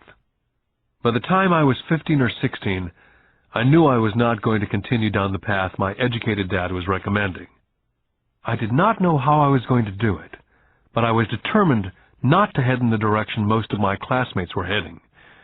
That decision changed my life. It was not until I was in my mid-20s that my rich dad's advice began to make more sense. I was just out of the Marine Corps and working for Xerox. I was making a lot of money, but every time I looked at my paycheck, I was always disappointed. The deductions were so large, and the more I worked, the greater the deductions. As I became more successful, my bosses talked about promotions and raises. It was flattering, but I could hear my rich dad asking me in my ear, "Who are you working for? Who are you making rich?" In 1974, while still an employee for Xerox, I formed my first corporation and began minding my own business. There were already a few assets in my asset column, but now I was determined to focus on making it bigger. Those paychecks with all the deductions made all the years of my rich dad's advice make total sense. I could see the future if I followed my educated dad's advice. Many employers feel that advising their workers to mind their own business is bad for business. I'm sure it can be for certain individuals, but for me, focusing on my own business, developing assets, made me a better employee. I now had a purpose. I came in early and worked diligently, amassing as much money as possible so I could begin investing in real estate. Hawaii was just set to boom, and there were fortunes to be made. The more I realized we were in the beginning stages of a boom, the more Xerox machines I sold. The more I sold, the more money I made, and of course, the more deductions there were from my paycheck. It was inspiring. I wanted out of the trap of being an employee so badly that I worked harder, not less. By 1978, I was consistently one of the top 5 salespeople in sales, often number 1. I badly wanted out of the rat race. In less than 3 years, I was making more in my own little corporation, which was a real estate holding company, than I was making at Xerox. And the money I was making in my asset column in my own corporation was money working for me, not me pounding on doors selling copiers. My rich dad's advice made much more sense. Soon the cash flow from my properties was so strong that my company bought me my first Porsche. My fellow Xerox salespeople thought I was spending my commissions. I wasn't. I was investing my commissions in assets. My money was working hard to make more money. Each dollar in my asset column was a great employee, working hard to make more employees and buy the boss a new Porsche with before-tax dollars. I began to work harder for Xerox. The plan was working, and my Porsche was the proof. By using the lessons I learned from my rich dad, I was able to get out of the proverbial rat race of being an employee at an early age. It was made possible because of the strong financial knowledge I'd acquired through these lessons. Without this financial knowledge, which I call my financial IQ, my road to financial independence would have been much more difficult. I now teach others through financial seminars in the hope that I may share my knowledge with them. Whenever I do my talks, I remind people that financial IQ is made up of knowledge from 4 broad areas of expertise. The first area is accounting, what I call financial literacy, a vital skill if you want to build an empire. The more money you're responsible for, the more accuracy is required, or the house comes tumbling down. This is the left brain side, or the details. Financial literacy is the ability to read and understand financial statements. This ability allows you to identify the strengths and weaknesses of any business. The second is investing, what I call the science of making money. This involves strategies and formulas. This is the right brain side, or the creative side. Next, you must obtain expertise in understanding markets, the science of supply and demand. There's a need to know the technical aspects of the market, which is emotion-driven. The Tickle Me Elmo doll during Christmas 1996 is a case of technical or emotion-driven market. The other market factor is the fundamental or the economic sense of an investment. Does an investment make sense, or does it not make sense based on the current market conditions? Finally, you must understand the law. For instance, utilizing a corporation wrapped around the technical skills of accounting, investing, and markets can aid explosive growth. An individual with the knowledge of the tax advantages and protection provided by a corporation can get rich so much faster than someone who's an employee or a small business sole proprietor. It's like the difference between someone walking and someone flying. The difference is profound when it comes to long-term wealth. A corporation can do so many things that an individual cannot, like pay for expenses before it pays taxes. That is a whole area of expertise that is so exciting, but not necessary to get into unless you have sizable assets or a business. Employees earn and get taxed, and they try to live on what's left. A corporation earns, spends everything it can, and is taxed on anything that's left. It's one of the biggest legal tax loopholes that the rich use. They're easy to set up and are not expensive if you own investments that are producing good cash flow. For example, by owning your own corporation, car payments, insurance, repairs are company expenses. Most restaurant meals are partial expenses, and on and on. All are paid for legally with pre-tax dollars. Lesson 5. The Rich Invent Money. I've been teaching professionally since 1984. It's been a great experience and rewarding.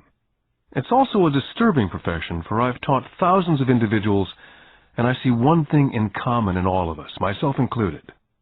We all have tremendous potential, and we are all blessed with gifts. Yet the one thing that holds all of us back is some degree of self-doubt. It's not so much the lack of technical information that holds us back, but more the lack of self-confidence. Some are more affected than others. Once we leave school, most of us know that it's not as much a matter of college degrees or good grades that count. In the real world, outside of academics, something more than just grades is required. I've heard it called guts, chutzpah, balls, audacity, bravado, cunning, daring, tenacity, and brilliance. This factor, whatever it's labeled, ultimately decides one's future much more than school grades. Inside each of us is one of these brave, brilliant, and daring characters. There's also the flip side of that character, people who could get down on their knees and beg if necessary. After a year in Vietnam as a Marine Corps pilot, I intimately got to know both of those characters inside of me. One is not better than the other. Yet as a teacher, I recognized that it was excessive fear and self-doubt that were the greatest detractors of personal genius. It broke my heart to see students know the answers, yet lack the courage to act on the answer. Often in the real world, it's not the smart that get ahead, but the bold. In my personal experience, your financial genius requires both technical knowledge as well as courage. If fear is too strong, the genius is suppressed. In my classes, I strongly urge students to learn to take risks, to be bold, to let their genius convert that fear into power and brilliance. It works for some and just terrifies others. I've come to realize that for most people, when it comes to the subject of money, they would rather play it safe. I've had to field questions such as, why take risks?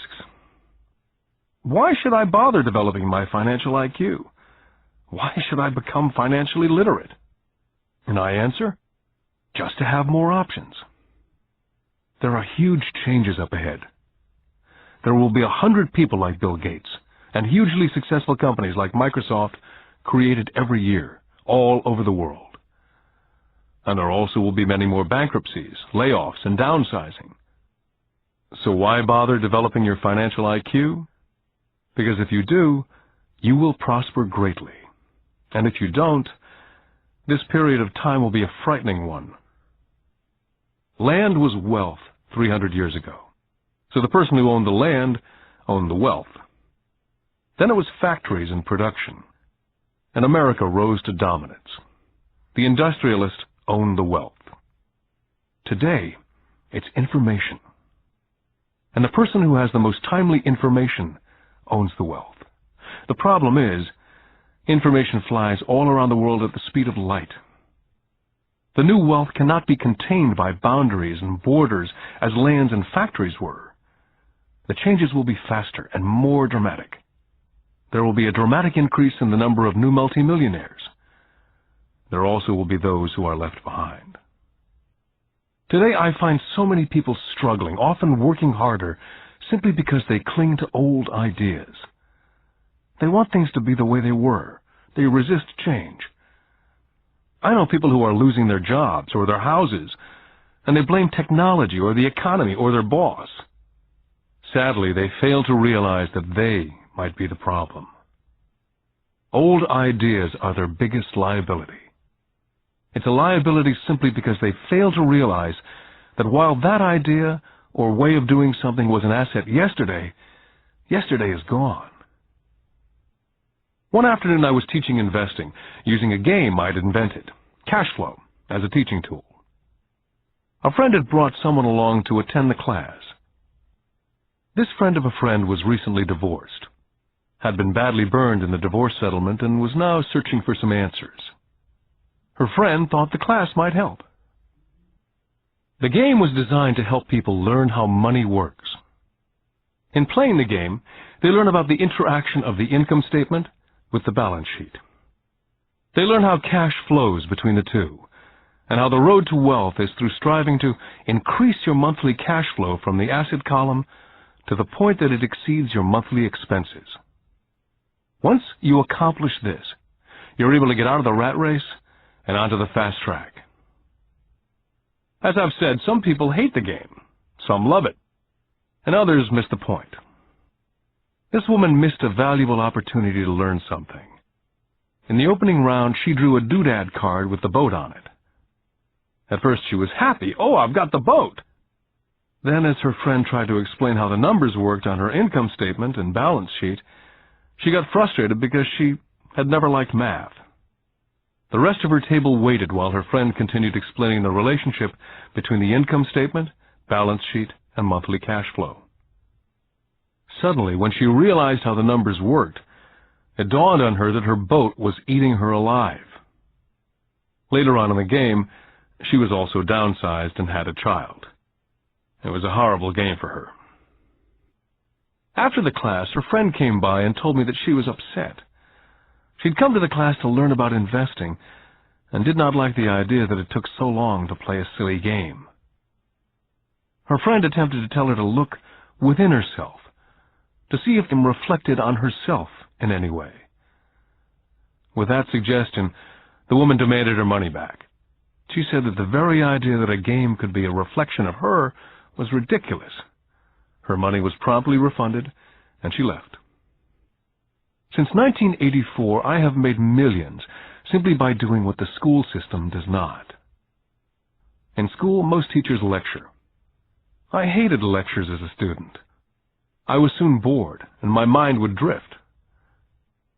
In 1984, I began teaching via games and simulations.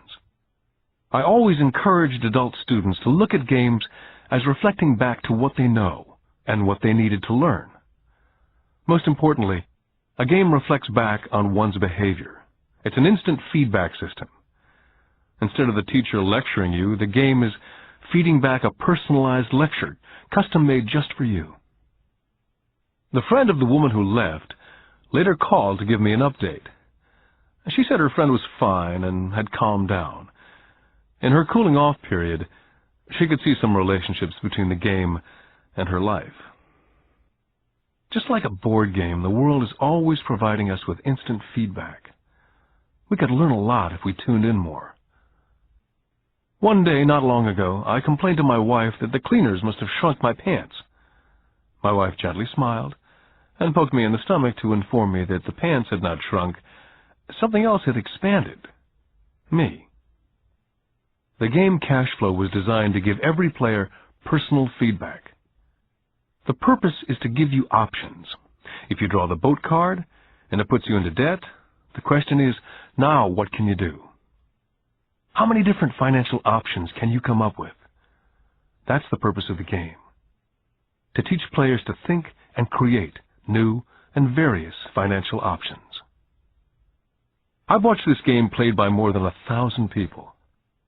The people who get out of the rat race in the game the quickest are the people who understand numbers and have creative financial minds. They recognize different financial options. People who take the longest are people who aren't familiar with numbers and often do not understand the power of investing. Rich people are often creative and take calculated risks. There have been people playing Cash Flow who gain lots of money in the game, but they don't know what to do with it. Most of them have not been financially successful in real life either. Everyone else seems to be getting ahead of them, even though they have money. And that's true in real life. There are a lot of people who have a lot of money and do not get ahead financially. Limiting your options is the same as hanging on to old ideas. I have a friend from high school who now works at 3 jobs. 20 years ago, he was the richest of all my classmates. When the local sugar plantation closed, the company he worked for went down with the plantation. In his mind, he had the one option, and that was the old option: work hard. The problem was, he couldn't find an equivalent job that recognized his seniority in the old company. As a result, he's overqualified for the jobs he currently has, so his salary is lower. He now works 3 jobs to earn enough to survive. I've watched people playing Cash Flow complaining that the right opportunity cards are not coming their way, so they sit there. I know people who do that in real life. They wait for the right opportunity. I've watched people get the right opportunity card and then not have enough money. Then they complain they would have gotten out of the rat race if they'd had more money. So they sit there. I know people in real life who do that also. They see all the great deals, but they have no money. And I have people pull a great opportunity card, read it out loud, and have no idea that it's a great opportunity. They have the money, the time is right, they have the card, but they can't see the opportunity staring at them. They fail to see how it fits into their financial plan for escaping the rat race. And I know more people like that than all the others combined. Most people have an opportunity of a lifetime flash right in front of them, and they fail to see it. A year later, They find out about it after everyone else got rich. Financial intelligence is simply having more options. If the opportunities aren't coming your way, what else can you do to improve your financial position? If an opportunity lands in your lap and you have no money and the bank won't talk to you, what else can you do to get the opportunity to work in your favor? If your hunch is wrong and what you've been counting on doesn't happen, how can you turn a lemon into millions? That is financial intelligence. It's not so much what happens, but how many different financial solutions you can think of to turn a lemon into millions. It's how creative you are in solving financial problems. Most people only know one solution: work hard, save, and borrow. So why would you want to increase your financial intelligence? Because you want to be the kind of person who creates your own luck. You can take whatever happens and make it better. Few people realize that luck is created, just as money is. And if you want to be luckier and create money instead of working hard, then your financial intelligence is important. If you're the kind of person who's waiting for the right thing to happen, you might wait for a long time. It's like waiting for all the traffic lights to be green for 5 miles before starting the trip. As young boys, Mike and I were constantly told by my rich dad that money is not real.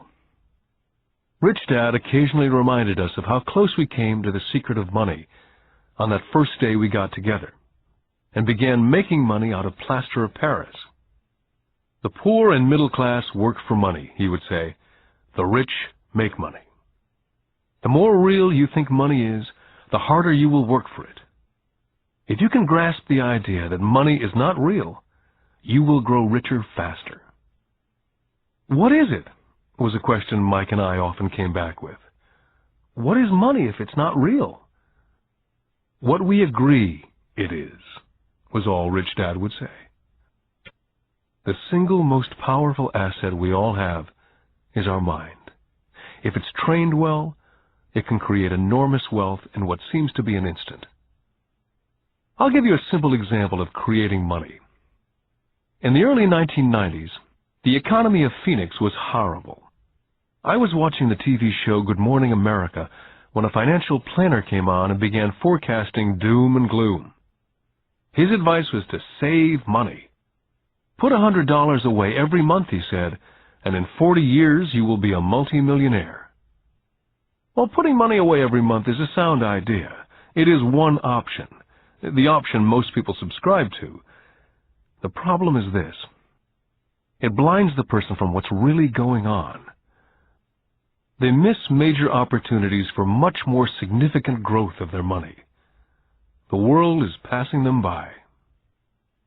As I said, the economy was terrible at that time. For investors, this is the perfect market condition. A chunk of my money was in the stock market and in apartment houses. I was short of cash. Because everyone was giving stuff away, I was buying. I was not saving money, I was investing. My wife and I had more than $1 million in cash working in a market that was rising fast. It was the best opportunity to invest. The economy was terrible. I just could not pass up these small deals. Houses that were once $100,000 were now $75,000. But instead of shopping at the local real estate office, I began shopping at the bankruptcy attorney's office or the courthouse steps. In these shopping places, a $75,000 house could sometimes be bought for $20,000 or less. For $2,000, which was loaned to me from a friend for 90 days for $200, I gave an attorney a cashier's check as a down payment. While the acquisition was being processed, I ran an ad in the paper advertising a $75,000 house for only $60,000 and no money down. The phone rang hard and heavy. Prospective buyers were screened, and once the property was legally mine, all the prospective buyers were allowed to look at the house. It was a feeding frenzy. The house sold in a few minutes.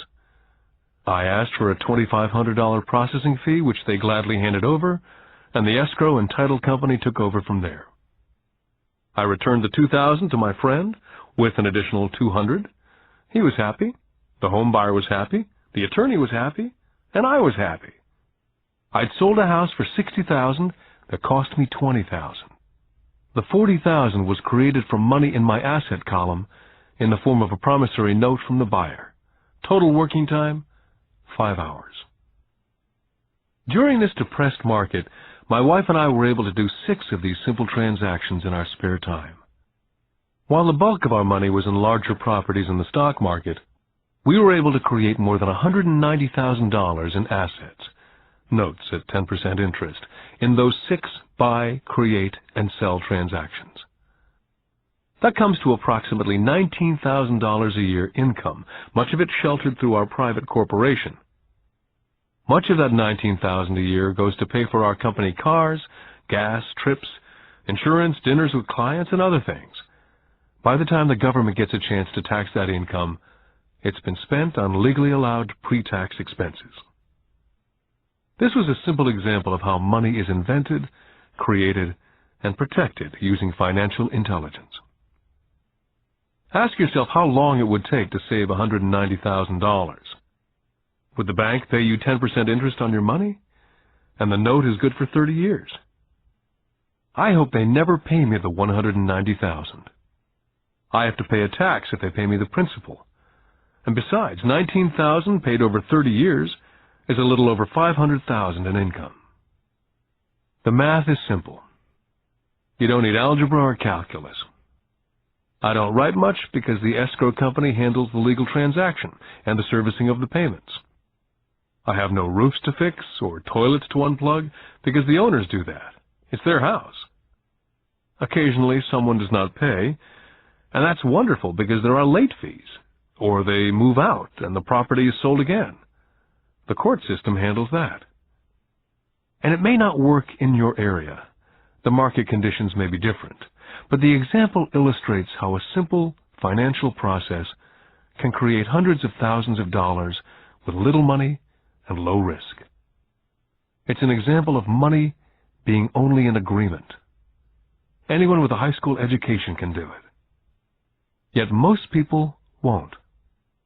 Most people listen to the standard advice of work hard and save money. For about 30 hours of work, approximately $190,000 was created in the asset column, and no taxes were paid. Now you may understand why I silently shake my head when I hear parents say, "My child is doing well in school and receiving a good education." It may be good, but is it adequate? I know the above investment strategy is a small one. It's used to illustrate how small can grow into big. My success reflects the importance of a strong financial foundation, which starts with strong financial education. Financial intelligence is made up of these 4 main technical skills. Number 1, financial literacy, the ability to read numbers. Number 2, investment strategies, the science of making money. Number 3, the market, supply and demand. Alexander Graham Bell gave the market what it wanted, and AT&T was born. So did Bill Gates. A $75,000 house offered for $60,000 that cost $20,000 was also the result of seizing an opportunity created by the market. Somebody was buying and someone was selling. Number 4, the law. The awareness of accounting, corporate, state, and national rules and regulations. I recommend playing within the rules. It's this basic foundation, or the combination of these skills, that's needed to be successful in the pursuit of wealth. Whether it be through the buying of small homes, large apartments, companies, stocks, bonds, mutual funds, precious metals, baseball cards, or the like. Personally, I use 2 main vehicles to achieve financial growth: real estate and small stocks. I use real estate as my foundation.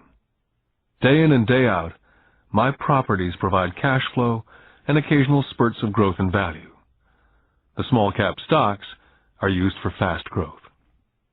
I do not recommend anything that I do, The examples are just that, examples.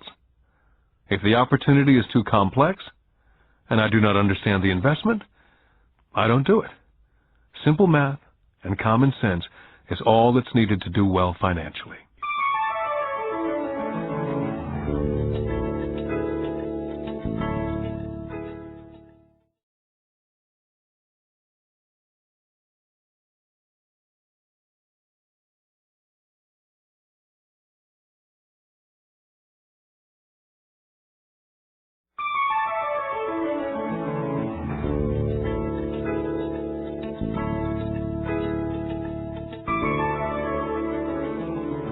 Lesson 6. Work to learn. Don't work for money. In 1995, I granted an interview with a newspaper in Singapore. The young female reporter was on time, and the interview got underway immediately. We sat in the lobby of a luxurious hotel, sipping coffee and discussing the purpose of my visit to Singapore. I was to share the platform with Zig Ziglar. He was speaking on motivation, and I was speaking on the secrets of the rich. "Someday I'd like to be a best-selling author like you," she said. I'd seen some of the articles she'd written for the paper, and I was impressed. She had a tough, clear style of writing. Her articles held a reader's interest. "You have a great style," I said in reply. "What holds you back from achieving your dream?" "My work doesn't seem to go anywhere," she said quietly. "Everyone says that my novels are excellent, but nothing happens. So I keep my job with the paper. At least it pays the bills." "Do you have any suggestions?" "Yes, I do," I said brightly. "A friend of mine here in Singapore runs a school that trains people to sell. He runs sales training courses for many of the top corporations here in Singapore. And I think attending one of his courses would greatly enhance your career." She stiffened. "Are you saying that I should go to school to learn to sell?" I nodded. "I have a master's degree in English literature. Why would I go to school to learn to be a salesperson? I'm a professional." She was now packing her briefcase forcibly. The interview was over. On the coffee table sat a copy of my first book. I picked it up as well as the notes that she jotted down on her legal pad. "Do you see this?" I said, pointing to her notes. She looked down at her notes. "What?" she said, confused. Again, I pointed deliberately to her notes. On her pad, she'd written, "Robert Kiyosaki, best-selling author." It says, best-selling author, not best-writing author. Her eyes widened immediately. "I'm a terrible writer. You're a great writer. I went to sales school. You have a master's degree. Put them together and you get a best-selling author and a best-writing author." Anger flared from her eyes. "I'll never stoop so low as to learn how to sell. People like you have no business writing. I'm a professionally trained writer, and you're a salesman. It's not fair." The rest of her notes were put away, and she hurried out through the large glass doors into the humid Singapore morning. At least she gave me a fair and favorable write-up the next morning. The world is filled with smart, talented, educated, and gifted people. We meet them every day. They're all around us. I'm constantly shocked at how little talented people earn. I heard the other day that less than 5% of Americans earn more than $100,000 a year. I've met brilliant, highly educated people who earn less than $20,000 a year. A business consultant who specializes in the medical trade was telling me how many doctors, dentists, and chiropractors struggle financially. All this time, I thought that when they graduated, the dollars would pour in. It was this business consultant who gave me the phrase, "They are one skill away from great wealth." What this phrase means is that most people need only to learn and master one more skill, and their income would jump exponentially. I have mentioned before that financial intelligence is a synergy of accounting, investing, marketing, and law. Combine these 4 technical skills, and making money with money is easier. When it comes to money, the only skill most people know is to work hard. The classic example of a synergy of skills was that young writer for the newspaper. If she diligently learned the skills of sales and marketing, her income would jump dramatically. If I were her, I would take some courses in advertising copywriting as well as sales. Then instead of working at the newspaper, I would seek a job at an advertising agency. Even if it were a cut in pay, she'd learn how to communicate in shortcuts that are used in successful advertising. She also would spend time learning public relations, an important skill.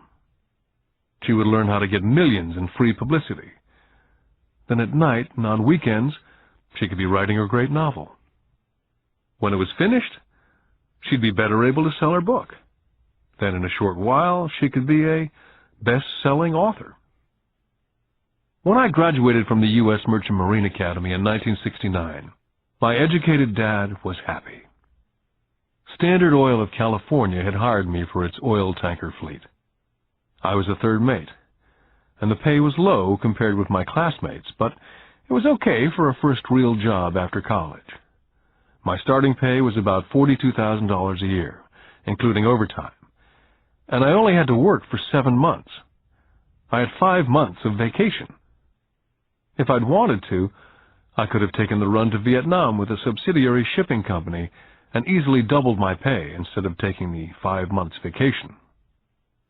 I had a great career ahead of me, yet I resigned after 6 months with the company and joined the Marine Corps to learn how to fly. My educated dad was devastated. Rich Dad congratulated me. In school and in the workplace, the popular opinion is the idea of specialization. That is, in order to make more money or get promoted, you need to specialize. That is why medical doctors immediately begin to seek a specialty, such as orthopedics or pediatrics. The same is true for accountants, architects, lawyers, pilots, and others. My educated dad believed in the same dogma. That's why he was thrilled when he eventually achieved his doctorate. He often admitted that schools reward people who study more and more about less and less. Rich Dad encouraged me to do exactly the opposite. You want to know a little about a lot, was his suggestion.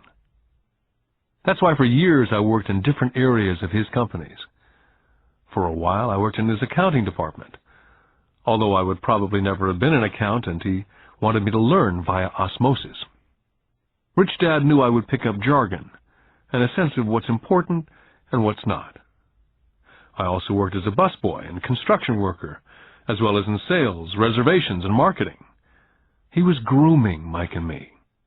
That's why he insisted we sit in on the meetings with his bankers, lawyers, accountants, and brokers.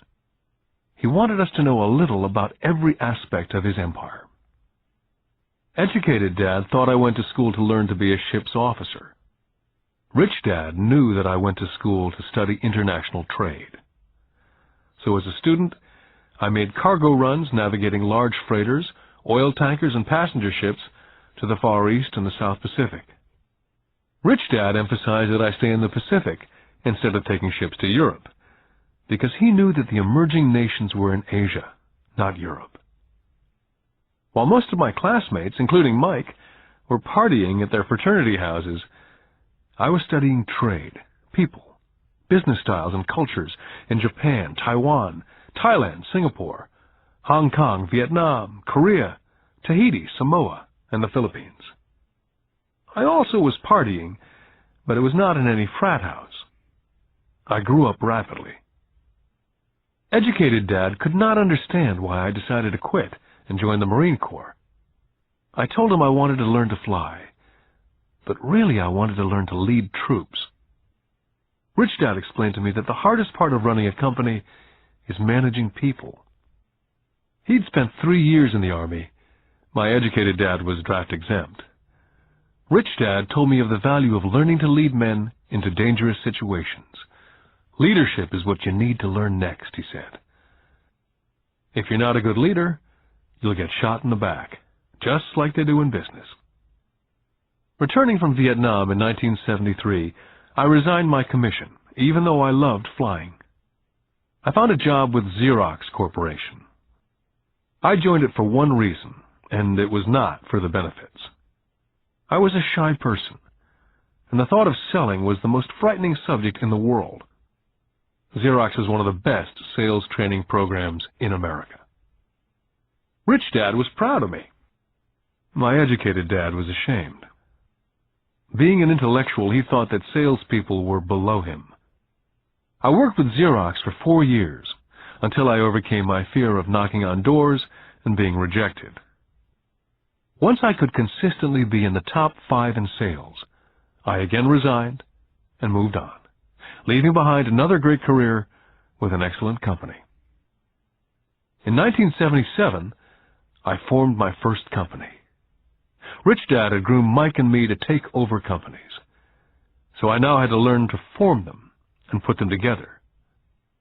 My first product, the nylon and Velcro wallet, was manufactured in the Far East and shipped to a warehouse in New York, near where I had gone to school.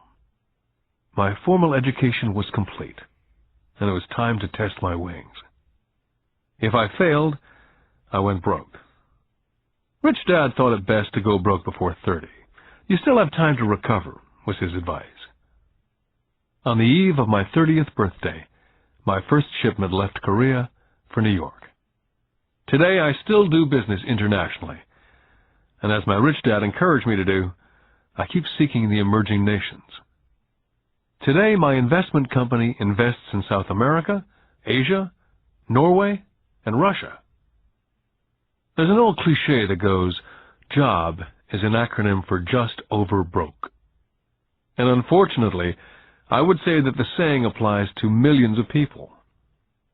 Because school does not think financial intelligence is an intelligence, most workers live within their means. They work and they pay bills. There's another horrible management theory that goes, workers work hard enough to not be fired, and owners pay just enough so that workers won't quit. And if you look at the pay scales of most companies, again I would say there is a degree of truth in that statement.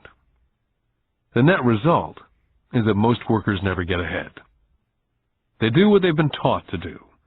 Get a secure job. Most workers focus on working for pay and benefits that reward them in the short term, but is often disastrous in the long run. Instead, I recommend to young people to seek work for what they will learn more than what they will earn. Look down the road at what skills they want to acquire before choosing a specific profession, and before getting trapped in a rat race. When I speak to adults who want to earn more money, I always recommend the same thing. I suggest taking a long view of their life. Instead of simply working for the money and security, which I admit are important, I suggest they take a second job that will teach them a second skill. Often I recommend joining a network marketing company, also called multi-level marketing, if they want to learn sales skills. Some of these companies have excellent training programs that help people get over their fear of failure and rejection, which are the main reasons people are unsuccessful. Education is more valuable than money in the long run. When I ask the classes I teach, how many of you can cook a better hamburger than McDonald's? Almost all of the students raise their hands. I then ask, so if most of you can cook a better hamburger, how come McDonald's makes more money than you? The answer is obvious. McDonald's is excellent at business systems. The reason so many talented people are poor is because they focus on building a better hamburger and know little to nothing about business systems. A friend of mine in Hawaii is a great artist. He makes a sizable amount of money. One day his mother's attorney called to tell him that she had left him $35,000. That is what was left of her estate after the attorney and the government took their shares. Immediately he saw an opportunity to increase his business by using some of this money to advertise. 2 months later, his first 4-color full-page ad appeared in an expensive magazine that targeted the very rich. The ad ran for 3 months. He received no replies from the ad, and all of his inheritance is now gone. He now wants to sue the magazine for misrepresentation. This is a common case of someone who can build a beautiful hamburger but knows little about business. When I asked him what he'd learned, his only reply was that advertising salespeople are crooks. I then asked him if he'd be willing to take a course in sales and a course in direct marketing. His reply, "I don't have the time, and I don't want to waste my money." The world is filled with talented poor people. All too often they're poor or struggle financially or earn less than they're capable of, not because of what they know, but because of what they do not know. They focus on perfecting their skills at building a better hamburger rather than the skills of selling and delivering the hamburger. Maybe McDonald's does not make the best hamburger, but they are the best at selling and delivering a basic average burger. Poor Dad wanted me to specialize. That was his view on how to be paid more. Rich Dad advised that Mike and I groom ourselves. Many corporations do the same thing. They find a young, bright student out of business school and begin grooming that person to someday take over the company. So these bright young employees do not specialize in one department.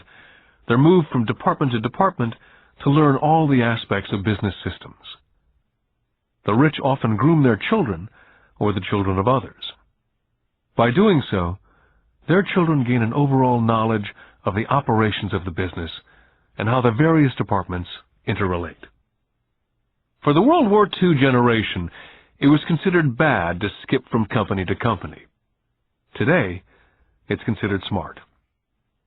Since people will skip from company to company rather than seek greater specialization, why not seek to learn more than earn? In the short term, it may earn you less. In the long term, it will pay off in large dividends.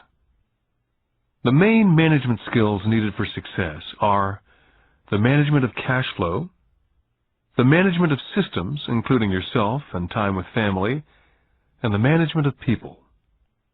The most important specialized skills are sales and understanding marketing. It's the ability to sell, therefore to communicate to another human being, be it a customer, employee, boss, spouse, or child, that is the base skill of personal success. It is communication skills such as writing, speaking, and negotiating that are crucial to a life of success. It's a skill that I work on constantly, attending courses or buying educational tapes to expand my knowledge.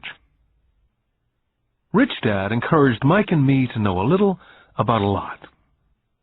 He encouraged us to work with people smarter than we were, and to bring smart people together to work as a team. Today it would be called a synergy of professional specialties. Today I meet ex-school teachers earning hundreds of thousands of dollars a year. They earn that much because they have specialized skills in their field, as well as other skills.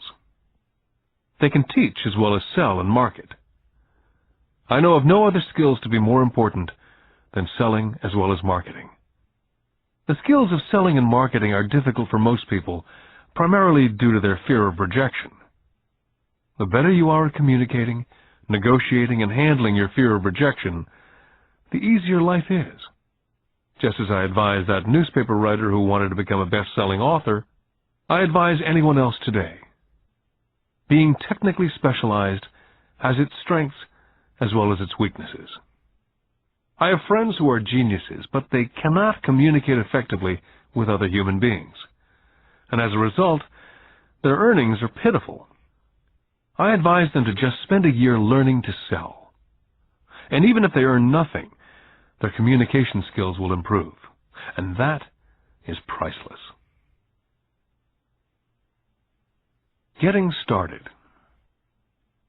I wish I could say acquiring wealth was easy for me, but it wasn't. So in response to the question, how do I start, I offer the thought process I go through on a day-by-day basis. It really is easy to find great deals. I promise you that. It's just like riding a bike. After a little wobbling, it's a piece of cake. But when it comes to money, it's the determination to get through the wobbling that's a personal thing. To find million-dollar deals of a lifetime requires us to call on our financial genius. I believe that each of us has a financial genius within us. The problem is, our financial genius lies asleep, waiting to be called upon. It lies asleep because our culture has educated us into believing that the love of money is the root of all evil. It's encouraged us to learn a profession so we can work for money, but failed to teach us how to have money work for us. It taught us not to worry about our financial future. Our company or the government would take care of us when our working days are over. However, it's our children, educated in the same school system, who will end up paying for it. The message is still to work hard, earn money, and spend it. And when we run short, we can always borrow more. Unfortunately, 90% of the Western world subscribes to the above dogma simply because it's easier to find a job and work for money. If you're not one of the masses, I offer you the following 10 steps to awaken your financial genius. I simply offer you the steps I have personally followed. If you want to follow some of them, great. If you don't, make up your own. Your financial genius is smart enough to develop its own list. Step number 1. I need a reason greater than reality. If you ask most people if they would like to be rich or financially free, they would say yes. But then reality sets in. The road seems too long with too many hills to climb. It's easier just to work for money and hand the excess over to your broker. A reason or a purpose is a combination of wants and don't wants. When people ask me what my reason for wanting to be rich is, it's a combination of deep emotional wants and don't wants. I will list a few. First, the don't wants, for they create the wants. I don't want to work all my life. I don't want what my parents aspired for, which was job security and a house in the suburbs. I don't like being an employee. Now the wants. I want to be free to travel the world and live in a lifestyle I love. I want to be young when I do this. I want to simply be free. I want control over my time and my life. I want money to work for me. Those are deep-seated emotional reasons. What are yours? As I said, I wish I could say it was easy. It wasn't. But it wasn't hard either.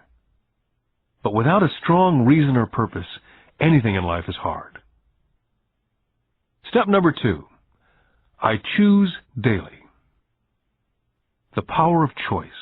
That is the main reason people want to live in a free country. We want the power to choose. Financially, with every dollar we get in our hands, we hold the power to choose our future to be rich, poor, or middle class. Our spending habits reflect who we are. Poor people simply have poor spending habits. Most people choose not to be rich. For 90% of the population, being rich is too much of a hassle. So they invent sayings that go, "I'm not interested in money," or "I'll never be rich," or "I don't have to worry, I'm still young," or "When I make some money, then I'll think about my future," or "My wife handles the finances." The problem with those statements is they rob the person who chooses to think such thoughts of two things. One is time, which is your most precious asset, and 2 is learning. Just because you have no money, it shouldn't be an excuse to not learn. But that is a choice we all make daily. The choice of what we do with our time, our money, and what we put in our heads. That is the power of choice. All of us have choice. I just choose to be rich, and I make that choice every day. Step number 3. Choose friends carefully. First of all, I do not choose my friends by their financial statements. I have friends who have actually taken the vow of poverty, as well as friends who earn millions every year. The point is, I learn from all of them, and I consciously make the effort to learn from them. But there's one distinction that I'd like to point out. I've noticed that my friends with money talk about money, and I do not mean brag. They're interested in the subject. so I learned from them and they learned from me. My friends whom I know are in dire straits financially do not like talking about money, business, or investing. They often think it rude. So I also learn from my friends who struggle financially. I find out what not to do. Step number 4. Master a formula and then learn a new one. In order to make bread, every baker follows a recipe, even if it's only held in their head. The same is true for making money. That's why money is often called dough. When it comes to money, the masses generally have one basic formula they learned in school, and that is work for money.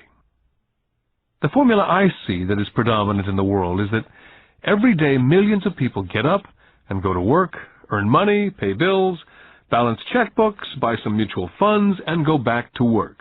That is the basic formula or recipe. If you're tired of what you're doing or you're not making enough, it's simply a case of changing the formula via which you make money. Years ago, when I was 26, I took a weekend class called How to Buy Real Estate Foreclosures. I learned a formula. The next trick was to have the discipline to actually put into action what I had learned. That is where most people stop. For 3 years while working for Xerox, I spent my spare time learning to master the art of buying foreclosures. I've made several $1 million using that formula, but today it's too slow, and too many other people are doing it. So after I mastered that formula, I went in search of other formulas. For many of the classes, I did not use the information I learned directly, but I always learned something new. Step number 5. Pay yourself first. The power of self-discipline. If you cannot get control of yourself, do not try to get rich. You might first want to join the Marine Corps or some religious order, so you can get control of yourself. It makes no sense to invest, make money, and blow it. It's the lack of self-discipline that causes most lottery winners to go broke soon after winning millions. It's the lack of self-discipline that causes people who get a raise to immediately go out and buy a new car or take a cruise. It's difficult to say which of the 10 steps is the most important, but of all the steps, this step is probably the most difficult to master if it's not already a part of your makeup. I would venture to say that it's the lack of personal self-discipline that is the #1 delineating factor between the rich, poor, and middle class. I do not take the saying, pay yourself first, lightly. The Richest Man in Babylon by George Clason is where the statement, pay yourself first, comes from. Millions of copies have been sold. But while millions of people freely repeat that powerful statement, few follow the advice. For those who do follow it, their financial statement, income statement, and balance sheet shows income flowing into assets and assets supplying income. Each month, these people allocate money to their asset column before they pay their monthly expenses. Although millions of people have read Clason's book and understand the words pay yourself first, in reality they pay themselves last. Now I can hear the howls from those of you who sincerely believe in paying your bills first. And I can hear all the responsible people who pay their bills on time. I'm not saying be irresponsible and not pay your bills. All I'm saying is do what the program says, which is pay yourself first. The reason I don't have high credit card debt and doodad debt is because I want to pay myself first. Although I pay my bills last, I am financially astute enough to not get into a tough financial situation. To ensure paying yourself first, don't get into large debt positions that you have to pay for. Keep your expenses low. Build up assets first. Then, buy the big house or a nice car. Being stuck in the rat race is not intelligent. And when you come up short, let the pressure build and don't dip into your savings or investments. Use the pressure to inspire your financial genius to come up with new ways of making more money and then pay your bills. you will have increased your ability to make more money as well as your financial intelligence. Step number 6. Pay your brokers well. I often see people posting a sign in front of their house that says, "For sale by owner." Or I see on TV today many people claiming to be discount brokers. My rich dad taught me to take the opposite tack. He believed in paying professionals well, and I have adopted that policy also. Today I have expensive attorneys, accountants, real estate brokers, and stockbrokers. Why? Because if, and I do mean if, the people are professionals, their services should make you money. And the more money they make, the more money I make. We live in an information age. Information is priceless. A good broker should provide you with information as well as take the time to educate you as to its meaning. Step number 7. Be an Indian giver. This is the power of getting something for nothing. When the first white settlers came to America, they were taken aback by a cultural practice some American Indians had. For example, if a settler was cold, the Indian would give the person a blanket.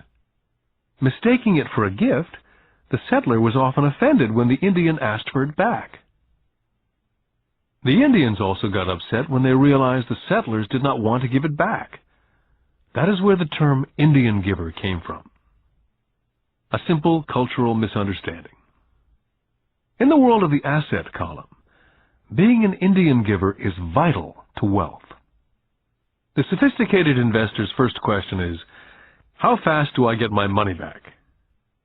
They also want to know what they get for free, also called a piece of the action. That is why the ROI, or return of and on investment, is so important. Frequently, my broker will call me and recommend I move a sizable amount of money into the stock of a company that he feels is just about to make a move that will add value to the stock, like announcing a new product. I will move my money in for a week to a month while the stock moves up. Then I pull my initial dollar amount out and stop worrying about the fluctuations of the market, because my initial money is back and ready to work on another asset. So my money goes in, and then it comes out, and I own an asset that was technically free. Step number 8. Assets buy luxuries. As I said in the section, pay yourself first. If a person cannot master the power of self-discipline, it's best not to try to get rich. For while the process of developing cash flow from an asset column in theory is easy, it's the mental fortitude of directing money that's hard. Due to external temptations, it's much easier in today's consumer world to simply blow it out of the expense column. Because of weak mental fortitude, that money flows into the paths of least resistance. That is the cause of poverty and financial struggle. I love my luxuries as much as anyone else. The difference is, some people buy their luxuries on credit. It's the keep up with the Joneses trap. I use the income from my assets to buy my luxuries. When I wanted to buy a Porsche, the easy road would have been to call my banker and get a loan. Instead of choosing to focus in the liability column, I chose to focus in the asset column. As a habit, I use my desire to consume to inspire and motivate my financial genius to invest. Too often today, we focus on borrowing money to get the things we want, instead of focusing on creating money. One is easier in the short term, but harder in the long term. It's a bad habit that we as individuals and as a nation have gotten into. Remember, the easy road often becomes hard, and the hard road often becomes easy. The earlier you can train yourself and those you love to be masters of money, the better. Money is a powerful force. Unfortunately, people use the power of money against them. If your financial intelligence is low, money will run all over you. It will be smarter than you.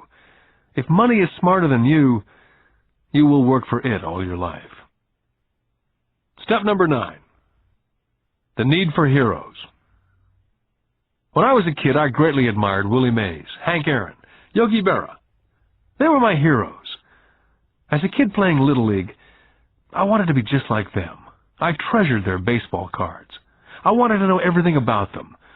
I knew the stats, the RBI, the ERAs, their batting averages, how much they got paid, and how they came up from the minors. I wanted to know everything because I wanted to be just like them. Every time, as a 9 or 10-year-old kid, when I stepped up to bat or played first base or catcher, it wasn't me. I was Yogi or Hank. It's one of the most powerful ways we learn that we often lose as adults. We lose our heroes. We lose our naivete. I have new heroes as I grow older. I have golf heroes such as Peter Jacobsen, Fred Couples, and Tiger Woods. I copy their swings and do my best to read everything I can about them. I also have heroes such as Donald Trump, Warren Buffett, Peter Lynch, George Soros, and Jim Rogers. In my older years, I know their stats, just like I knew the ERAs and RBI of my baseball heroes. I follow what Warren Buffett invests in and read anything I can about his point of view on the market. I read Peter Lynch's book to understand how he chooses stocks. And I read about Donald Trump, trying to find out how he negotiates and puts deals together. Just as I was not me when I was up to bat, when I'm in the market or I'm negotiating a deal, I am subconsciously acting with the bravado of Trump. Or when analyzing a trend, I look at it as though Peter Lynch were doing it. By having heroes, we tap into a tremendous source of raw genius. But heroes do more than simply inspire us. Heroes make things look easy. It's the making it look easy that convinces us to want to be just like them. If they can do it, so can I. Step number 10. Teach and you shall receive. Both of my dads were teachers. My rich dad taught me a lesson I've carried all my life, and that was the necessity of being charitable or giving. My educated dad gave a lot by the way of time and knowledge, but almost never gave money. As I said, he usually said that he would give when he had some extra money. Of course, there was rarely any extra. My rich dad gave money as well as education. He believed firmly in tithing. If you want something, you first need to give, he would always say. When he was short of money, he simply gave money to his church or to his favorite charity. If I could leave one single idea with you, it's that idea. Whenever you feel short or in need of something, give what you want first, and it will come back in buckets. That's true for money, a smile, love, friendship. I know it's often the last thing a person may want to do, but it's always worked for me. I just trust that the principle of reciprocity is true, and I give what I want. My rich dad would often say, poor people are more greedy than rich people. He would explain that if a person was rich, that person was providing something that other people wanted. In my life, over all these years, whenever I felt needy or short of money or short of help, I simply went out and found in my heart what I wanted and decided to give it first. And when I gave, it always came back. It reminds me of the story of the guy sitting with firewood in his arms on a cold, freezing night, and he's yelling at the pot-bellied stove, "When you give me some heat, then I'll put some wood in." And when it comes to money, love, happiness, sales, and contacts, all one needs to remember is first to give what you want, and it will come back in droves. My poor dad taught teachers, and he became a master teacher. My rich dad always taught young people his way of doing business. In retrospect, it was their generosity with what they knew that made them smarter. There are powers in this world that are much smarter than we are. You can get there on your own, but it's easier with the help of the powers that be. All you need to be is generous with what you have, and the powers will be generous with you. Take action. All of you were given two great gifts, your mind and your time. It is up to you to do what you please with both. With each dollar bill that enters your hand, you and only you have the power to determine your destiny. Spend it foolishly, you choose to be poor. Spend it on liabilities, you join the middle class. Invest it in your mind and learn how to acquire assets, and you will be choosing wealth as your goal and your future. The choice is yours and only yours. With every day, with every dollar, you decide to be rich, poor, or middle class. Choose to share this knowledge with your children, and you choose to prepare them for the world that awaits. No one else will. You and your children's future will be determined by choices you make today, not tomorrow. This has been a Time Warner Audiobooks production of Rich Dad, Poor Dad, written by Robert Kiyosaki with Sharon L. Lecter, CPA, and read by Stephen Hoy, featuring an introduction by Robert Kiyosaki. Executive producer, Maya Thomas. Produced and directed by John Brunette. Text abridged by John Whitman. Text edited by William Whittington. Production coordinated by Daniel Metcalf. Rich Dad, Poor Dad is also available in paperback from Warner Business Books.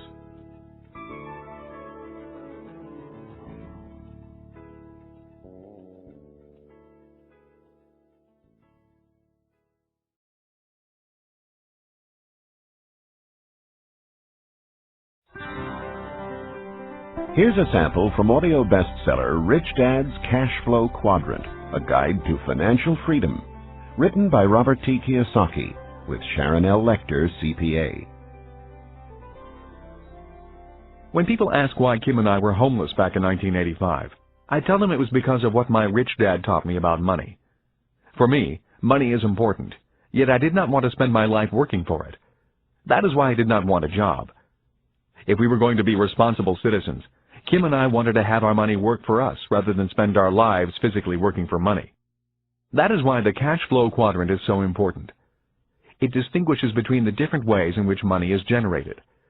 There are ways of being responsible and creating money other than physically working for it. But in order to embrace wealth, it is essential to understand your relation to it. My highly educated dad had a strong belief that the love of money was evil, that to profit excessively meant you were greedy. He often said, "I'll never be rich," or "investing is risky," or "money isn't everything." My rich dad had a different point of view. He thought it foolish to spend your life working for money and pretend that money was not important. Rich Dad believed that life was more important than money, but money was important for supporting life. He often said, "You only have so many hours a day, and you can only work so hard. So why work hard for money? Learn to have money, and people work hard for you, and you can be free to do the things that are important." To my rich dad, what was important was to have lots of time to raise his kids, to have money to donate to charities and projects he supported, to bring jobs and financial stability to the community, to have time and money to take care of his health, and to be able to travel the world with his family. "Those things take money," said Rich Dad. "That is why money is important to me. Money is important, but I don't want to spend my life working for it." It was my rich dad who often referred to the cash flow quadrant when I was a young boy. He would explain to me the difference between someone who was successful on the left side versus the right side. Having two dynamic and successful father figures around me gave meaning to what each was saying. But it was what they were doing that allowed me to begin to notice the differences between the ES side of the quadrant and the BI side. One painful lesson I experienced as a young boy was simply how much time one dad had available to spend with me versus the other.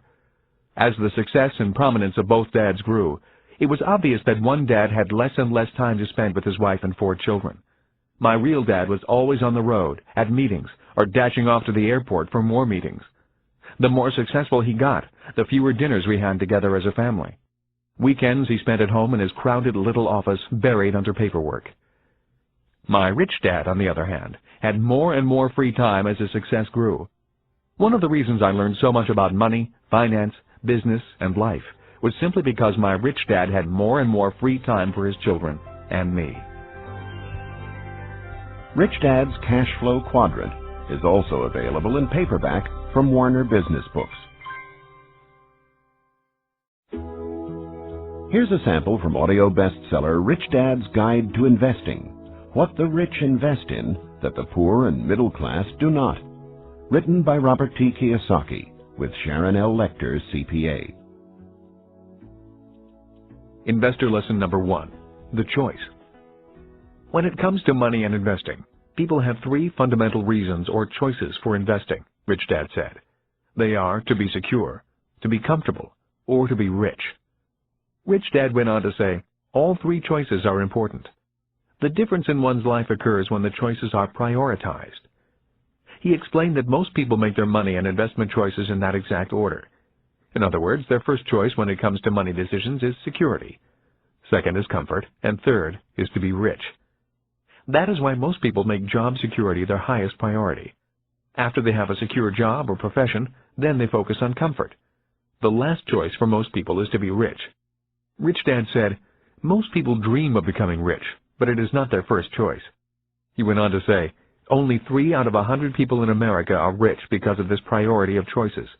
For most people, if becoming rich disturbs their comfort or makes them feel insecure, they will forsake becoming rich. That is why so many people want that one hot investment tip.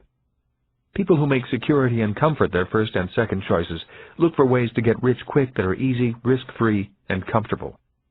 A few people do get rich on one lucky investment, but all too often, they lose it all again. I often hear people say, I'd rather be happy than rich.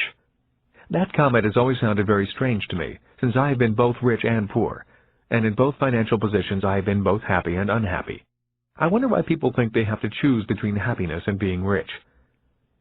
When I reflect upon this lesson, it occurs to me that what people are really saying is that I'd rather feel secure and comfortable than be rich. That is because if they felt insecure or uncomfortable, they were not happy. For me, I was willing to feel insecure and uncomfortable in order to be rich. I have been rich and poor as well as happy and unhappy. But I assure you that when I was poor and unhappy, I was much unhappier than when I was rich and unhappy. I have also never understood the statement, money does not make you happy. While there is some truth in it, I have always noticed that when I have money, I feel pretty good. The other day I found a $10 bill in my jeans pocket. Even though it was only $10, it felt great finding it. Receiving money has always felt better than receiving a bill for money I owe. At least that is my experience with money. I feel happy when it comes in and sad when it leaves me.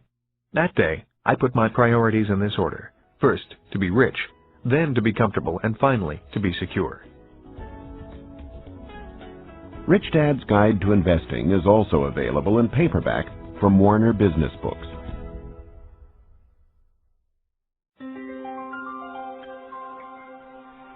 Here's a sample from Rich Dad's Rich Kid, Smart Kid, giving your children a financial head start.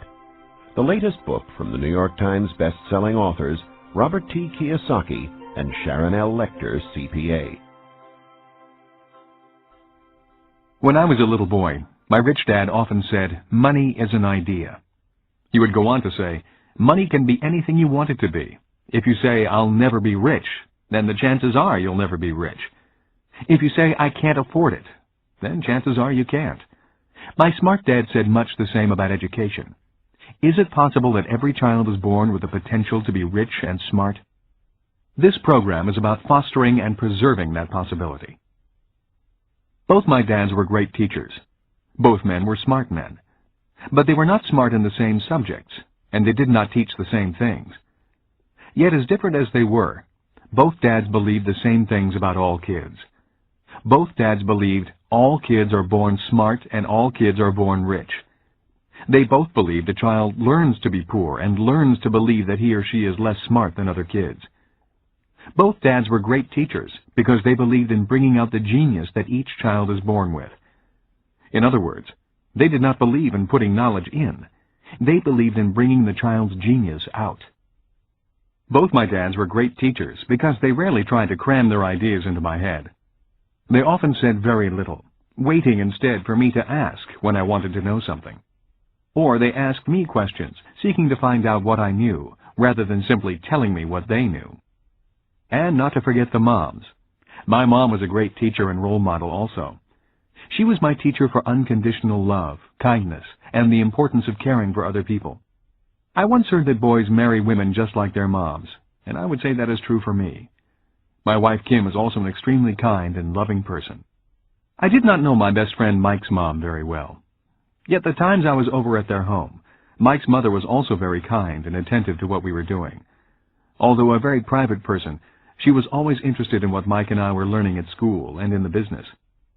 I could tell she was a great life partner for Mike's dad. Although I did not know her very well, I learned from her the importance of listening to others, letting others talk, and being respectful of the ideas of others, even if they clash with your ideas. She was a great communicator in a very quiet way.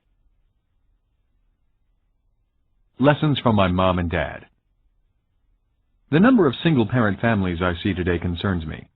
Having both a mom and a dad as teachers was important in my development. My dad would often say, "True intelligence is knowing what is appropriate rather than what is simply right or wrong." As a 6-year-old boy, I learned from my mom that I needed to be kind and gentle. But when I found myself constantly confronted by bullies at school, I also learned that I could at times be too kind and gentle. I hated being called fatty and Dumbo. Consequently, after talking with my dad, I learned to be strong and to stand up for myself. But there had to be balance. My father told me that many people live in a black and white world or a right and wrong world. Many say, don't push back, and some say, push back. The key to being successful in life is, if you must push back, you need to know exactly how hard to push. When I got pushed or put down, I learned exactly how hard to push back. Knowing exactly how hard to push requires much more intelligence than simply saying, don't push back, or push back. My dad would often say, true intelligence is knowing what is appropriate rather than what is right or wrong. I think today we need to be more intelligent with our strengths and our weaknesses. It used to be when I was a kid, and I got angry with another guy at school. We would begin to wrestle, get tired, and then the fight would be over. The worst that happened was an occasional torn shirt or bloody nose. Today, kids get angry, start thinking in the less intelligent right and wrong mode, break out their guns and shoot each other. We may be in the information age, and kids may be more worldly than their parents, but we can all learn to be more intelligent with our information and our emotions. We need to learn from both our mothers and fathers. Because of so much more information, we need to be that much more intelligent. Rich Dad's Rich Kid, Smart Kid is also available in paperback from Warner Business Books.